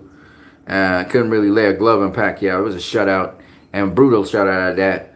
And Pacquiao was just beautiful to watch. It was like he was like Willie Pep in there. And then after that, they say he was like Floyd Mayweather. And I was like, Willie Pep more like. But anyway. And then he fought Timothy Bradley. And he was just boxing beautifully. I mean, Bradley came on really good in the early rounds, trying to stop Pacquiao. And Pacquiao just turned it up in the middle to late rounds. It was just beautiful to watch. He then goes on to face Chris Algieri. Chris Algieri had no business being in the ring with Manny Pacquiao at this time. You know, he was a super lightweight, and he was talking about fighting at welterweight. He stepped up his game. He ain't no Timothy Bradley. He thought he could box Pacquiao, turn him, and all that shit. He thought he had the science down. Pacquiao dropped his ass twice, legitimately twice, but they had to register it 6 times. He got knocked down. So he didn't stop him though. Credit to Chris Algieri on that. And after that sensational performance, he faced Floyd Mayweather Jr. And we all know what happened there. After Floyd Mayweather Jr., Manny Pacquiao then faced Timothy Bradley again. And this time he knocked his ass down twice. He then faced Jesse Vargas, who was at the time the WBO World Welterweight Champion. Jesse Vargas was 2-time world champion. He had been at junior welterweight. He had been the champion as well, like Timothy Bradley. And he dropped Jesse Vargas down in round 2. Jesse Vargas put up a valiant fight, but Pacquiao won that fight. And then he went on to face Jeff Horn. And this is a fight that Jeff Horn will forever be tied to Manny Pacquiao's legacy. Definitely did beat him, clearly. And it's kind of disappointing because Pacquiao could have done more. I'm not too sure if he was ready for the Jeff Horn fight. I don't know what was going through his head, but he wasn't ready for that fight. He did do very well in round 9, and Jeff Horn took back control of the fight. And I don't know if it's that Jeff Horn just got his number because Jeff Horn studied him, but beat him, man. It was sloppy, it was not clean, but he beat Pacquiao. Lucas Martin Matisse was the next guy. Matisse, was landing his lead right sometimes on Pacquiao, but again, Matisse is not fast enough or quick enough to handle Pacquiao. He boxed rings around Matisse and knocked him down in rounds 3, 5, and then 7, and that he stayed down in round 7.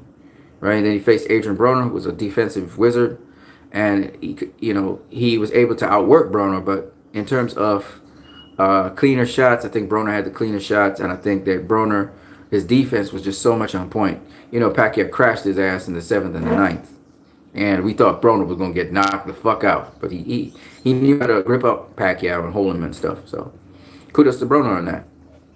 And Pacquiao almost knocked his ass down a couple times, and Broner can hit, And then, of course, the crowning achievement of Pacquiao's career. There's no asterisk on anything. I don't hear shit.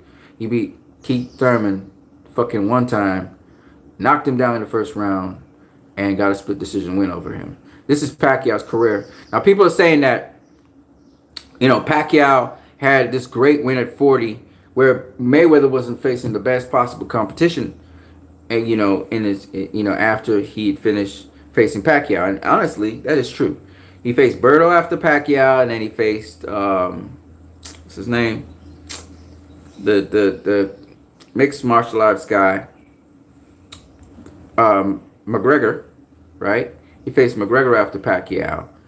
And then he faced Tenshin Nagasaki, I think is his name or whatever, after that, right? That was exhibition bout. So Floyd really hasn't faced any top tier competition since the Pacquiao fight.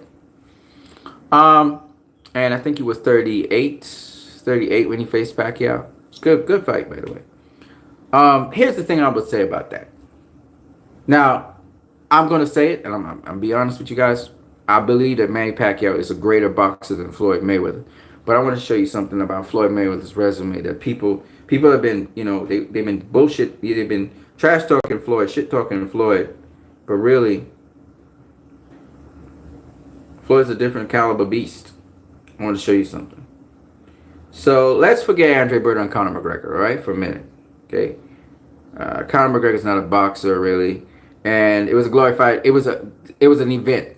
It was a crossover event, and a great thing. Don't get me wrong. Roy Jones Jr. wanted to do it. Muhammad Ali did something like that. Nothing's wrong with that. Okay, it's just that it goes down. It goes down in box rec. And we really, as much as, it is his 50th win because it's registered that way. It was an official fight.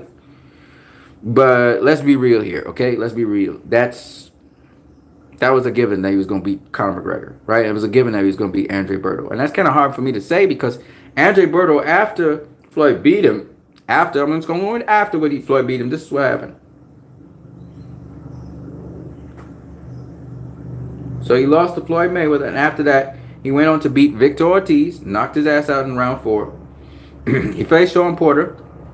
He got knocked out in the 9th round by Sean Porter, and then he beat Devin Alexander. He beat Devin Alexander by split decision, even though Devin Alexander knocked his ass down in round 3.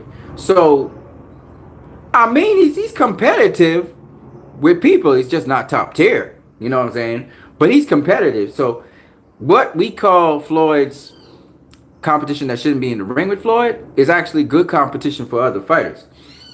Beat Devin Alexander, beat Victor Ortiz. Victor Ortiz is on the comeback, by the way, just so you guys know. Victor Ortiz is doing pretty good. After he was beaten by Andre Berto, Victor Ortiz has knocked out a guy called Saul Corral, and he got a draw with Devin Alexander. So Victor Ortiz is a good fighter. He's a good fighter. He's still around. People don't know this. Louis Collazo knocked his ass out. Josecito Lopez wrecked him, but he's doing okay. He's doing all right. He's still in boxing. He's doing all right. He's collecting his paychecks too. All right, he's supposed to face a guy called Miguel Cruz next. That's what I'm seeing there. I don't know if that's true or not.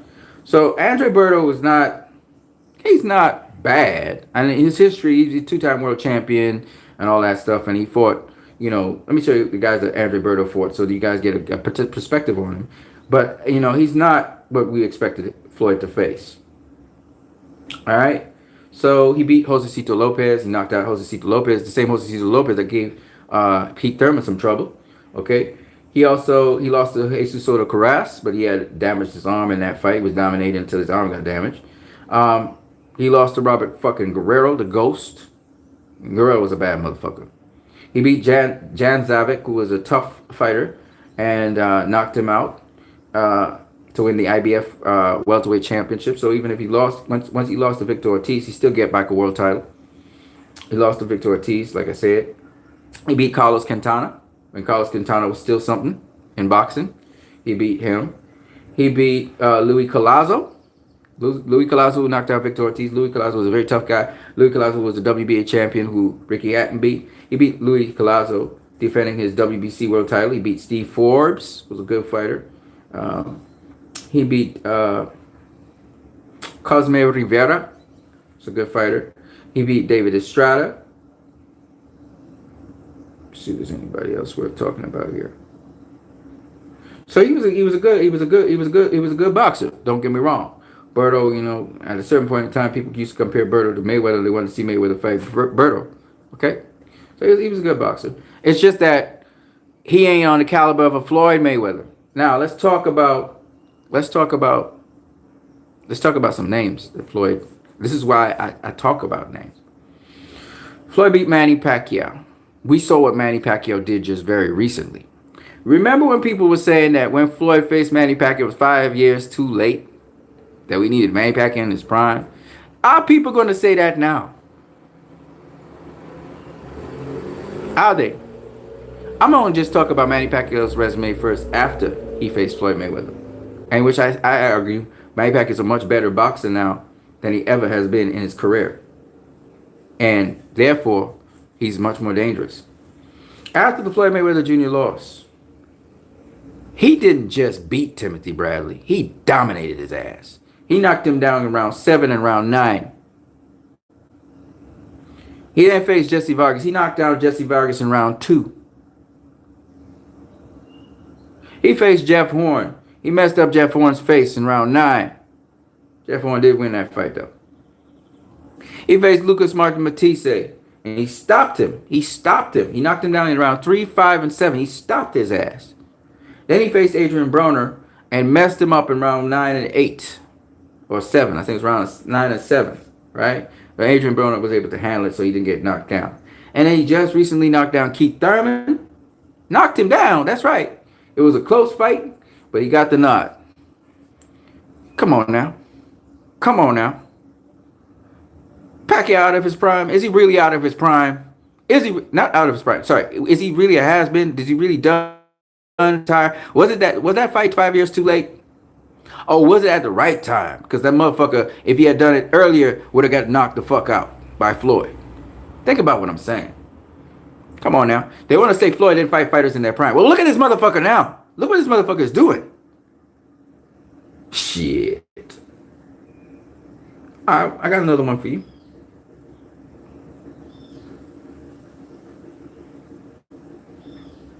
Floyd fought Marcos Maidana. Everybody's talking about Marcos Maidana. He should have fought Amir Khan. Fuck off. Fuck the fuck off. Marcos Maidana beat Adrian Broner.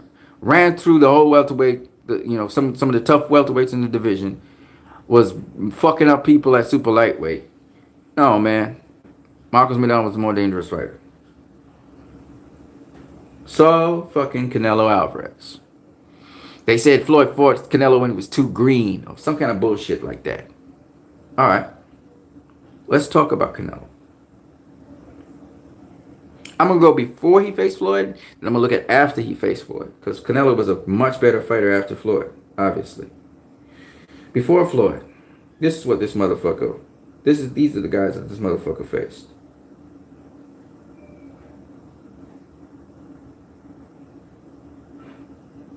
The vacant WBC title, he fought Matthew Hatton. Before that, he had fought Carlos Baldomir, Jose Miguel Cotto, Leonardo Tyner, who was a tough fighter, a really good fighter. That's about it, right? After he won the WBC super welterweight title against Matthew Hatton, he defended against Ryan Rose, Alfonso Gomez, and he faced Kermit Cintron, former world champion, Shane motherfucking Mosley, former world champion. Of course, these guys were past their prime, that's for sure. Then Josecito motherfucking Lopez. Then he faced undefeated fighter Austin Trout, who just came off his greatest win, which was against Miguel Cotto, to unify the WBC and WBA titles. And he was able to do so, beating Austin Trout, dropping him in the 7th round, and outboxing his ass. That's the Canelo that faced Floyd Mayweather. He had all the confidence in the world he could beat Floyd Mayweather. When he got in the ring, he realized it was totally different, just like how Keith Thurman found it was something totally different when he faced Manny Pacquiao. Keith Thurman's going to be a hell of a boxer. He's going to have a Hall of Fame career. It's just that he fought a more experienced fighter, just like with Canelo. Canelo was having a hell of a career, and we can see that now. After he faced Floyd Mayweather, faced Erislandy motherfucking Lara, got the win over him. Miguel fucking Cotto, when he was middleweight champion, got the win over him. And he faced Julio Cesar Chavez Jr., got the win over him. Faced motherfucking Gennady Golovkin, got the win over him. And he just recently faced Daniel Jacobs, got the win over him. He also faced a fighter at super middleweight, Rocky Fielding. He got a win over him. So this guy, Canelo is just incredible right now. He's one of the cash cows of boxing, pound for pound top fighter. That's who Floyd beat. What are you gonna do about that? What you gonna do about it? We're not done. We got one more. It's Pacquiao. It's Canelo. It's Cotto. Everybody said Cotto was done. He was hurt goods by Pacquiao. Blah blah blah blah blah. Well, let's see. We're gonna look after Pacquiao, and we're gonna look after Floyd. What Miguel Cotto did, and then what y'all gonna say? So Miguel Cotto, after he was beaten by Manny Pacquiao, he moved up to super welterweight, beat Yuri Foreman. Now, if you damage fucking goods, you ain't beating nobody. Right? Not gonna beat nobody. Beat Yuri Foreman. Then he faced Ricardo Mayorga. He beat him too. Then he faced Antonio Margarito. If he's damaged goods, Antonio Margarito's gonna beat his ass, right? He damaged up his eye again. That Pacquiao damage. The fight had to be stopped. Beat his ass bad. Alright? That's the Miguel Cotto that faced Floyd Mayweather. Confidence back up. Good weight class, everything. And he put on a hell of a fight against Floyd. Alright? But he lost. After that loss, He lost to Austin Trout. It's kind of like a confidence loss. He hooked up with Freddie Roach, faced Devin Rodriguez, knocked his ass out in 3, faced Sergio Martinez, and made history being the first Puerto Rican fighter to win 4 separate divisional weight classes. Nobody else had done that. Felix Trinidad didn't do that. He went 4 weight classes. He's the 4 weight class world champion. The only one in Puerto Rican history to do that by beating Sergio Martinez. Then defended title successfully against Danny Gill, and then he faced Saul Canelo Alvarez. It was a good competitive fight, and he lost to him. He then picked up the WBO title against Yoshiro Kamagai before losing it in his final fight, his farewell fight to Saddam Ali. You know, and sometimes in your farewell fight you lose. It is what it is. He lost his farewell fight. Legendary. We have not talked about Miguel Cotto before. I think I did. I did it in this video. Talked about Miguel Cotto and his accomplishments before. So if he was damaged goods and he was past his prime and all that bullshit, he didn't come middleweight champion of the world. Come on now, get the fuck out of here. All right. Then fought another legendary fighter in Canelo Alvarez and put on a hell of a performance. Come on, man. He was at the end of his career. You could say that, but he wasn't done. And it's the same thing with Manny Pacquiao. Pacquiao's at the end of his career, but he ain't done. All right? Miguel motherfucking Cotto. All right? So, just those 3 names. All right? Those are sure ballot Hall of Famers right there. All-time greats already. That's just 3 names. We have not mentioned the other set of names, you know. You got a lot of Hall of Famers on Floyd's resume. You got Shane Mosley. You got Juan Manuel Marquez. Oscar De La Hoya. Zab Judah. Arturo Gatti.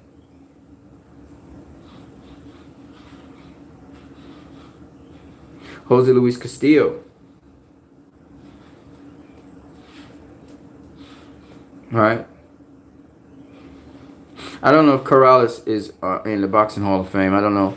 His career was incredible, but I don't know if he'll make it as a first ballot Hall of Famer. I know, though, that Gennaro Hernandez is in the World Boxing Hall of Fame. So he's already there, right? So what I'm saying to you is that's Floyd's resume. It's a crazy-ass resume. All right? So, yeah, okay. I give everybody that Pacquiao he's given exciting fights. Okay, when it comes to excitement, Pacquiao's the dude. When it comes to, you know, to and fro and action and excitement, that's what Pacquiao brings. But when it comes to resume, Floyd, Pacquiao got some hell of a fighters and everything, but Floyd at the age of 36 was beating a 23-year-old, 22-year-old, some shit like that with Canelo. When, you know, fought Miguel Cotto, hell of a fight. And these guys went on to do great things after they faced Floyd to show you that they were not done for. They were not washed up. It's just that when Floyd faces a fighter, he's that much better than them. That's all. Yeah, Marquez slapped Pacquiao when he was 39. This is after the Floyd fight. So, I mean, you know, people talk, but they're not realizing how much greater. Not much greater.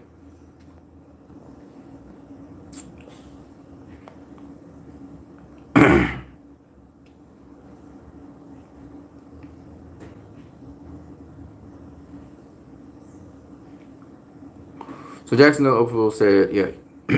Steel Webb said, Jacksonville Hopeful said, I believe they clowned Manny Pacquiao and the Manny that faced Marcus is still asleep. Yeah, that was a hell of a fight, man. I can't say Pac is greater when Floyd is Manny's co-boss. No, he's not a boss of Pacquiao. He's not a boss of Pacquiao. Wait, Oscar was Floyd's boss? No, Oscar wasn't his. They had co-promoters. Floyd has the license. Mayweather Promotion has the license in the United States. Manny Pacquiao Promotions, you know, he has a whole bunch. Pacquiao has on him from the Philippines because he's going to introduce him to PBC. So he's working along with Al Heyman and Floyd Mayweather Promotions, just like how Floyd worked along with Oscar De La Hoya and Golden Boy Promotions because they had the license at the time. Mayweather Promotions didn't have no license. They had their promotional company, they had fighters under them, but they didn't have the license to do fights. So you have to get inspection and all that shit, and you got to get co-signed by another promotional company. And Golden Boy was able to do that with Mayweather Promotions, so they became an entity. Like, Mikey Garcia and all these guys, they have little small promotional companies, but when they have to make fights, they have to work through Mayweather Promotions or Goosen Promotions or what's his name that's promoting some other promotional company, because they have license right now, and they haven't been, they're not big enough for promotional company to have license. That's all that it is. So it's co-promoted by Mayweather Promotions, but really Manny Pacquiao Promotions that put up the money for the fight. And but because Mayweather Promotions has the license to do it in Nevada or wherever, they work through them. That's all it is. You know. And Mayweather Promotions is doing a great job. They have, I think, 11 world champions now that they produce under them in the space of it was since 2012 or 2012, I think it was. So Mayweather Promotions had fighters on them since 2012, which is about 7 years, and they got like 11 world champions produced from that 7 years. Very good. Very, very good. They're doing very, very well. And some really solid guys, too, as world champions. So, yeah, Marquez was 39 when he slapped Manny. Yep. But Marquez's career started kind of late, and he was a late bloomer. He really got breaks later on in his career. So, he was in his prime even at 39. And Pacquiao, you can't really say Pacquiao's not in his prime. Pacquiao's actually in his prime. See, people don't understand what prime is, what it means to be in your prime. So you just let them say whatever they want to say. But prime really has to do with your performance, how well you perform, and even how well you perform. I gotta go. Damn. Yeah, I'm still going. I've been to the gym and back. Yeah, I gotta get out of here now. Yeah, we talked pretty long. I'm glad you went to the gym, bro. You be gymming it up too. Yeah, you gotta stay in shape. Being in the gym and staying in shape, it really does affect your mood and emotional state. If you're somebody who's always exercising and stuff, you can't be frustrated. You can't be yelling and screaming at people. You got too much endorphins pumping through your system. And, that's why most boxers, if you really look, and then you're punching people and you're receiving punishment. I mean, you ain't want to punch nothing after that. You punch yourself out. You just nice and mellow after that. So, it's really good. Looking forward to showing you guys what I could do, in terms of boxing. I'm still not really up to par, but I'm trying. Being over 40, you got to look after yourself, love. Yeah, yes, sir. I hear you, man. 100%. I'm over 40. I'm feeling really good now. I was not feeling great in 2007. I had really bad stomach problems. Couldn't breathe. I had lots of pain. I believe I had some kind of cancer or something, maybe prostate cancer, because I had pains down below. But I came back from all of that, and I'm here today. My mom didn't make it through. She had cancer on a number of occasions. She beat it, but my stomach's great, man. My stomach's great. I still every now and then have gas problems, so I'm working on that. We using prebiotics and probiotics. I drink a lot of water, and prebiotics, probiotics. I also use a lot of turmeric. I don't use too much, but I use turmeric, and it just works wonders. I also use chocolate. I'll tell people chocolate kind of helps your stomach to heal. So I don't have any ulcers and stuff like that. But I still have to be careful with my eating habits. Like, what I mean by that, sometimes I go without eating food. Like I ate this morning. I haven't eaten anything now, and I don't use any black pepper. No. Black pepper is good, I heard, but you gotta know how to use it. I don't use black pepper. I just use general things. I don't use any oils, unnecessary oils. So I don't cook food oil at all. Like if I'm doing lentils or rice, I don't use a lot of bread. I don't use a lot of refined flour and that kind of stuff. I stay away from that. I use a lot of vegetables. So a lot of green vegetables, particularly cucumbers. Coconut oil is great. Sometimes it can give you gas depending on, what you're using, but I do use a lot of things like I use a lot of greens. So I use, like, sometimes I'll just have a salad with peas. I eat my peas. I don't really use a lot of meat either, but you can eat meat with a lot of vegetables. It's great. So I don't just use any kind of vegetable either. I use cabbage on occasion, not too much, but sometimes I use cabbage. I do eat Chinese. There's some oil in the Chinese. I don't have a problem using oil. Um, if it's done right. Like you steam stuff and you put a little oil in there, I'm cool with that. Olive oil or yes, like you said, coconut oil or canola oil. It's all good. But I'm not really a great oil eater because if you look at my skin, it's very oily right now. I don't need oil. You see what I'm saying? The food has the oil in it already. The other thing is I use like since I go out and work in the sun a lot, I use cocoa butter. I use a lot of cocoa butter on my skin to keep the water in so I don't lose a whole bunch of water. Because I sweat, I don't wipe the sweat off either. Oh yeah, I do use fish oils for my joints. So I do use fish oil or if I can use some fish in between, but I'm careful about what kind of fish I use because there's mercury in the fish now. So I do use fish on occasion. Yeah, fish is great. It's great.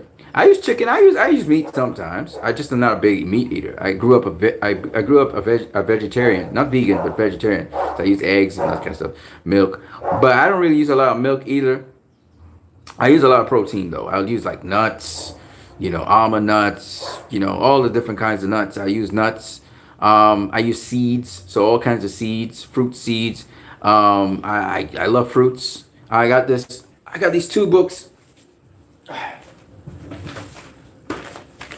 I got these two books that are really great. So this one is Delicious Recipes, which healthy and nutritious recipes. I also love smoothies, but I use berry smoothies and a lot of berry smoothies, that kind of shit. And these are my salads. I don't really use salads, but I put on a lot of weight because I use a lot of protein. So I eat a lot of protein. I use a lot of protein. A lot of protein. And my carbs, I try to use carbs that would be much more, not a high glycemic index. There's some carbs I use with high, like I'm using a brownie or something and it's sweetened. There's nothing I can do about it. But I want those really dark chocolate brownies, the real brownie. I like them because it's the chocolate I like in it, not so much the sugar. I'm not really into the sugar shit. We should talk later. Yeah. What'd you say about protein? You said something about protein. It's interesting. You said 14 grams of protein max per meal. Yeah, because you can get ketoacidosis. Yeah, from protein. But I do eat quite a lot of protein, and then with that I use a lot of selenium because you can't use selenium. You can't use. I use like 300 milligrams of selenium a day. The average person uses like 100 milligrams of selenium, but I use about 300 milligrams of selenium a day. And that really helped me. Like I had pains in my prostate area and stuff, and the pains went away. So I think I'm also a cancer survivor, but I don't really talk too much about that. You can use selenium.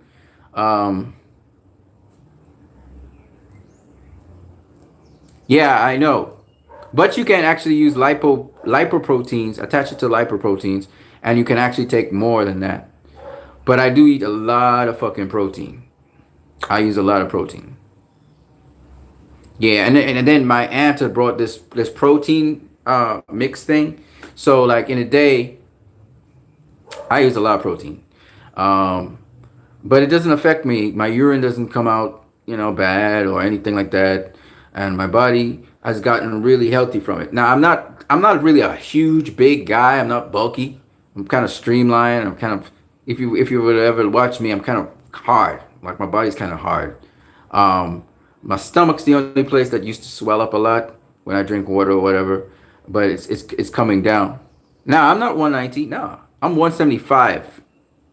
I'm not a big dude. I'm almost 6 feet tall. I'm 5'10". I'm 75 pounds. I'm 154 pounder if I was to fight. It wouldn't be a problem to get down to 154 pounds. I just dehydrate down to there and then blow back up to 170, 172, 173. Yeah. And I try to make sure I'm hydrated before I exercise. So, yeah, but you're probably taller than I am. And you don't even look that. You look slim as well. So I don't look massively big. Like there's some guys out there that are big. They're really big dudes. If I take off my shirt or take off my clothes, I look bigger. than when I have my clothes on. I look actually slim. People think I'm a slim. Well, they don't think I'm slim, but they think I'm slim. But they don't realize it's just that I don't really have a lot of fat on me like that. Oh, you got big calves. Damn, I don't have big calves like that. Nah, my calves are small. It's not. I have biggish calves, but I don't have big. So like, I wanted to know some more cardio exercises for your feet. Because what I do is I do push-ups and then I leap squat. So I come out of the push-up and then I squat and leap, launch into the air, come back down, go back into the push-up. And I don't do a whole bunch of push-ups. Like some people do like 20, 30, 40. I don't do that. I do like 10, 12. That's it. Then I go into something else. I do 10, 12, and I go into something else. The thing that I punish myself with is the ab work. The ab work, I really punish myself on that. It's very painful. But I just go till I don't feel nothing anymore.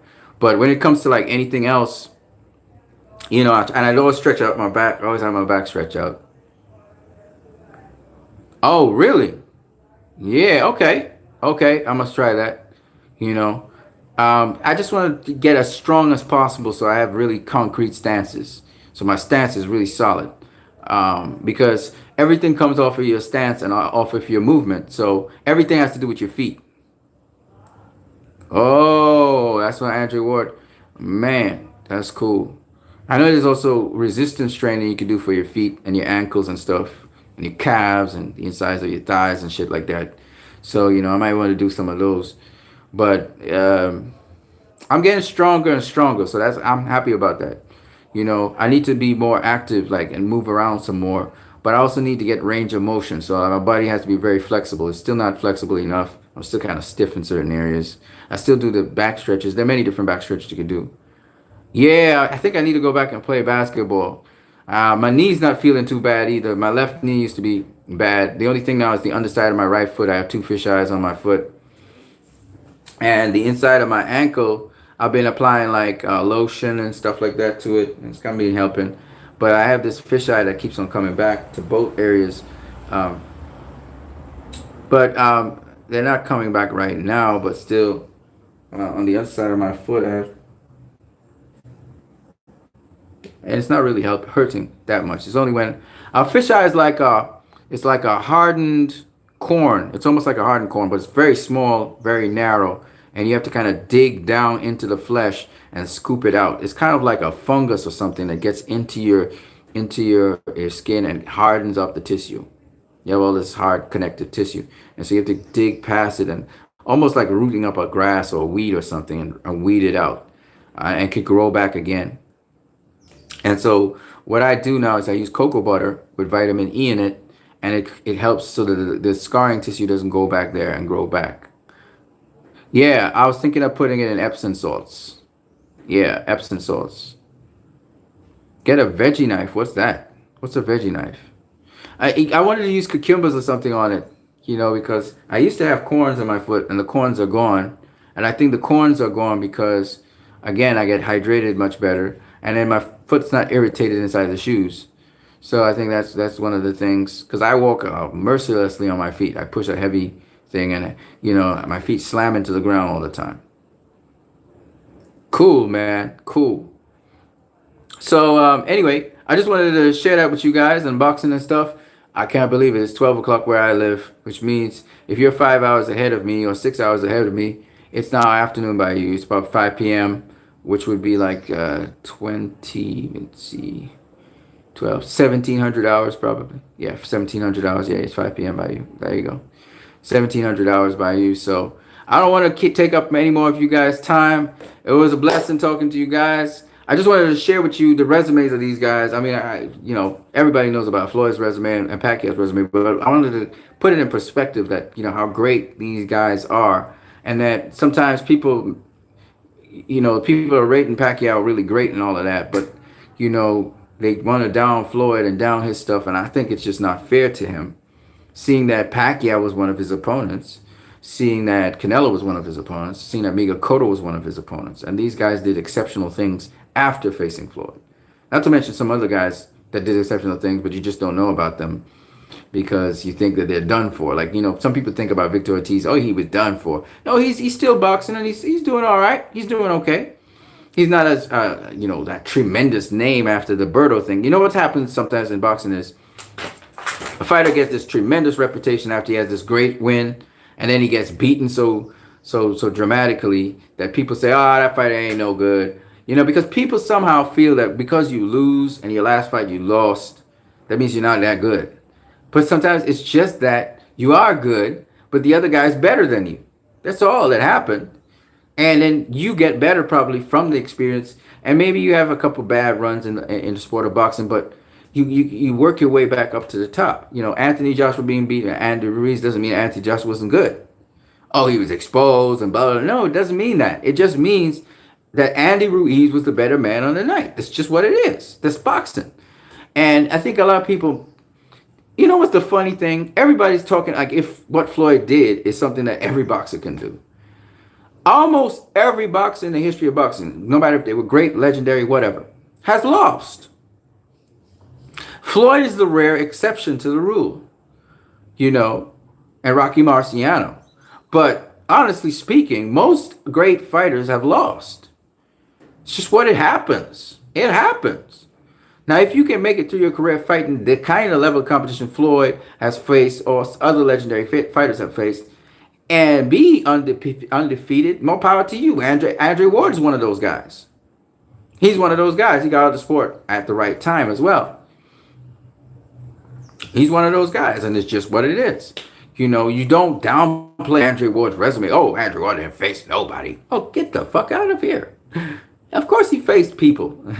You know what I'm saying? You can't say that just because he's undefeated, And then people go after Floyd because he's like the name right now. He got everything. He got the commercial aspect of boxing. He was the cash cow of boxing. He was also the top guy in boxing. He was a pound for pound champion in boxing. He dominated almost every fight that he was in there. So obviously, people are going to say all kinds of things about him. But most people can't identify with the excellence that he did in his career. And they make up all kinds of fucking excuses. They say, oh, well, he was, picking and choosing his fights. He didn't fight the best. And the stupid, what's the really stupid thing? He didn't fight the tougher, harder fights. And when they mention the names of who Floyd should have faced, you look at it and scratching your head like, but they weren't the best. You're telling me that Paul Williams was better than Ricky Hatton? Or that Margarito was better than Oscar De La Hoya? What are you really trying to say? I don't understand. Carlos Baldomir was worse than Antonio Margarito. These are the guys you say Floyd allegedly ducked, right? Shane Mosley was gone true. He was a has-been, but he beat Margarito. I mean, come on now. How does this make any sense? And that's the thing that I think a lot of people don't get. I don't get it. Yet, people are ready to give a pass on Gennady Golovkin. Gennady Golovkin, oh yes, Gennady Golovkin is a great fighter. And yes, he beat Canelo twice. And I don't know, what kind of fandom is this? So Gennady Golovkin, he's a little bit old, but he's good, right? And he beat Canelo twice, right? But when it comes to a guy like Marquez or a guy like Shane Mosley or a guy like Oscar De La Hoya, they were past their prime. Never mind that they just beat a fighter really bad, like knocked out Ricardo Mayorga or knocked out Antonio Margarito, who was the beast, allegedly that Floyd ducked. But all of a sudden, they're past their prime. But Gennady Golovkin, he's still good. He's still a solid fighter. Yeah, he's getting old, but he's not past his prime, apparently. And this is the kind of shit that I have to deal with fanboys. Cotto goes on to become middleweight champion of the world. Pacquiao just beat Keith Thurman. 5 years too late. 5 years too late, and this motherfucker just beat Keith Thurman. 5 years too late, though. It was Pacquiao in 2009. He'd have murked Keith Thurman. I'm like, yeah, really? Yeah, right. There's no sense of boxing. That's my problem with people. They have no sense of boxing. And that's my problem. It's not, I'm a Floyd fan or anything. It's just that I appreciate professionals in boxing, appreciate how great certain fighters are. Now Pernell Whitaker's that dead, and I've been listening to these same motherfuckers talk about Pernell Whitaker as the greatest thing ever. But yet they want to down Floyd. They're trying to pit Pernell against Floyd after that. And Floyd was Pernell's pride and joy. Pernell was a mentee of Floyd was a mentee of Pernell Whitaker. Pernell Whitaker never say nothing bad about Floyd, but you motherfuckers trying to pit Pernell Whitaker against Floyd, and I'm like, it don't make no sense. First of all, Floyd is a mentee of Pernell Whitaker. He took certain things to heart and utilized what Whitaker told him, which is why he's so good. Y'all say Pernell Whitaker would beat anybody. It would have been a challenge for anybody in any era, but Floyd no. Floyd wouldn't be. Oh, he picks and chooses his fights. Like, what the fuck are you talking about? We're talking about boxing in the ring. You're talking about what? I mean, Floyd would have never fought this guy. He would have never fought that guy. Yet he fought all the best people in the world. But he never fought that guy. I'm just like, what are you talking about? I'm like, help me understand. You know what I mean? I listen to Roy Jones Jr. talk about, Floyd is not the best ever, but he was the best businessman ever. And I'm like, dude, so you were the best businessman too? Because they allegedly said you fought nobody. Or you fought people at the wrong time in their careers. So what are you really saying, Roy? What are you really saying? Because you're going against what they did this shit to you, and you doing that to Floyd. Were you a fucking hypocrite? What the fuck are you doing? I mean, Roy knows Floyd is very good. He knows that shit. That's my problem. That's all I'm saying. Okay?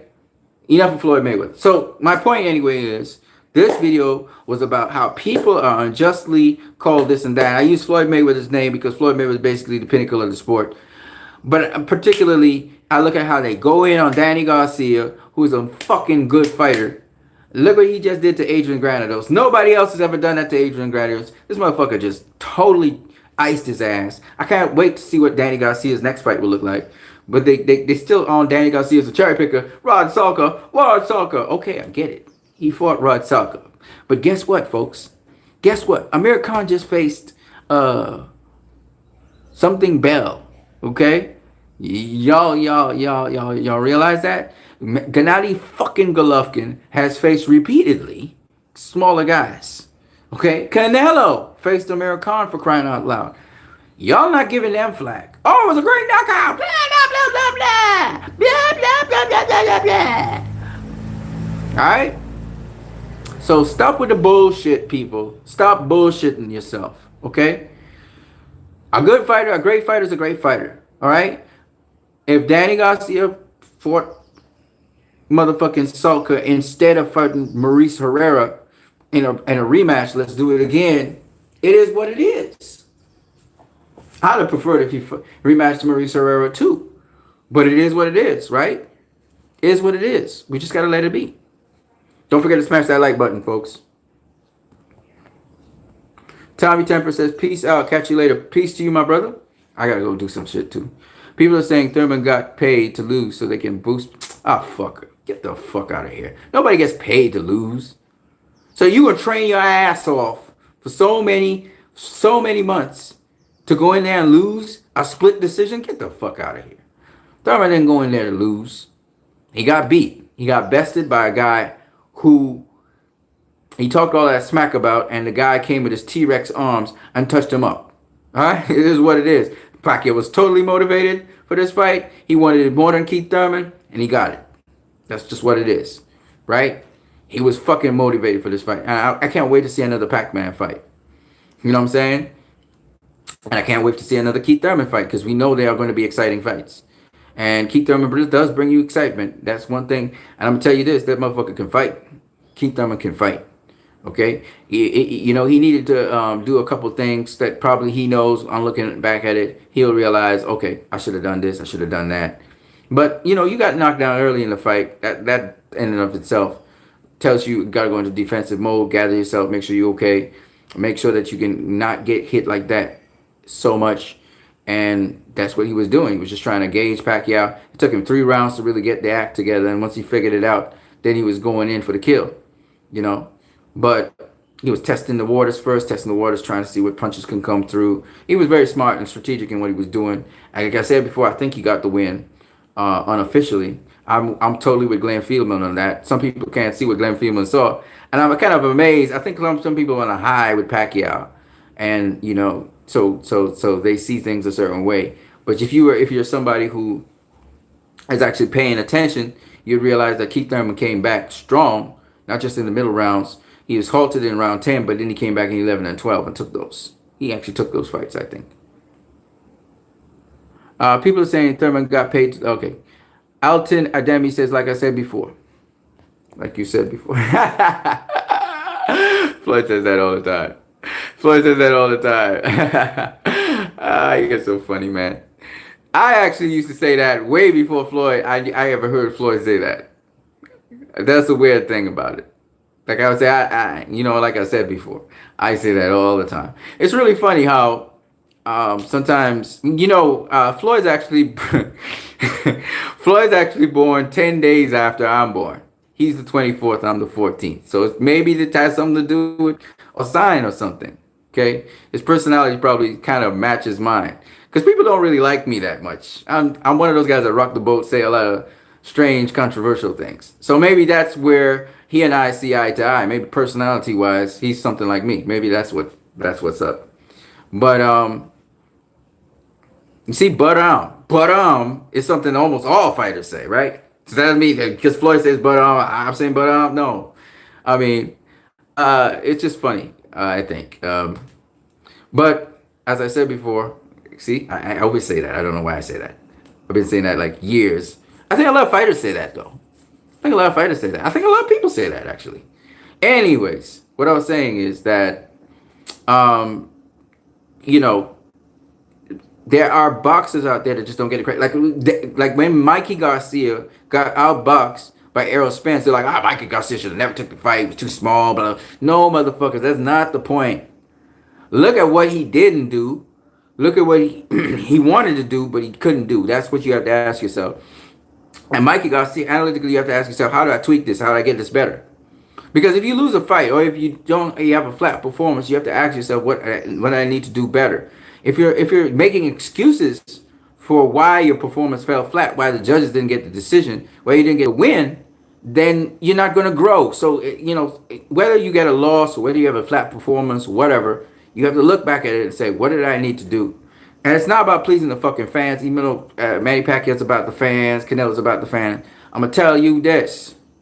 When you go in that ring, there's no fucking fan that's going to fight for you. So whether they are booing or not, you better do what you need to do in that fucking ring to make sure that not only do you get the W, but you come out of there healthy.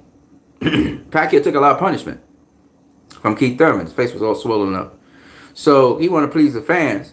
That's cool. But Manny Pacquiao, you got a life after boxing. You're a senator and all that. We don't want you to see you slurring and talking funny and all that kind of shit. We don't want that to happen to you. And after that fight, he wasn't even smiling. His face was all puffy and everything. He took a lot of damage.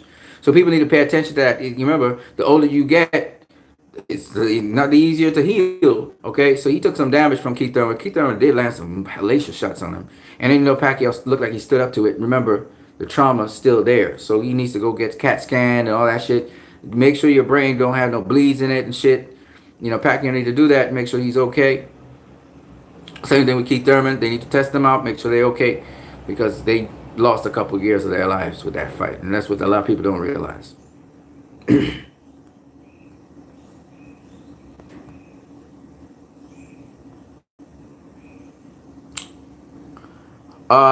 Alton Ademi says, I hope you have a nice day. You too, brother. Alton Ademi says, anyway, like I said before, I hope you have a nice life. Alton Ademi, good luck, my friend. All right, man. Peace. I'm out of here. So you guys have a good one. I'm out of here. Alton Ademi. Poobie says strong, Tommy Temper. What else we got here? Jackson the Hopeful. The Steel World Crawl. Machine Gun Funk. All you guys, man. I just want to give you a big shout out. Have a really great day. And I'm going to catch y'all later. Hope to be in a hangout with Tommy Temper somehow today. I don't know how that's going to happen. Maybe too late in the night. So maybe tomorrow sometime. I got to go. Peace. We gone.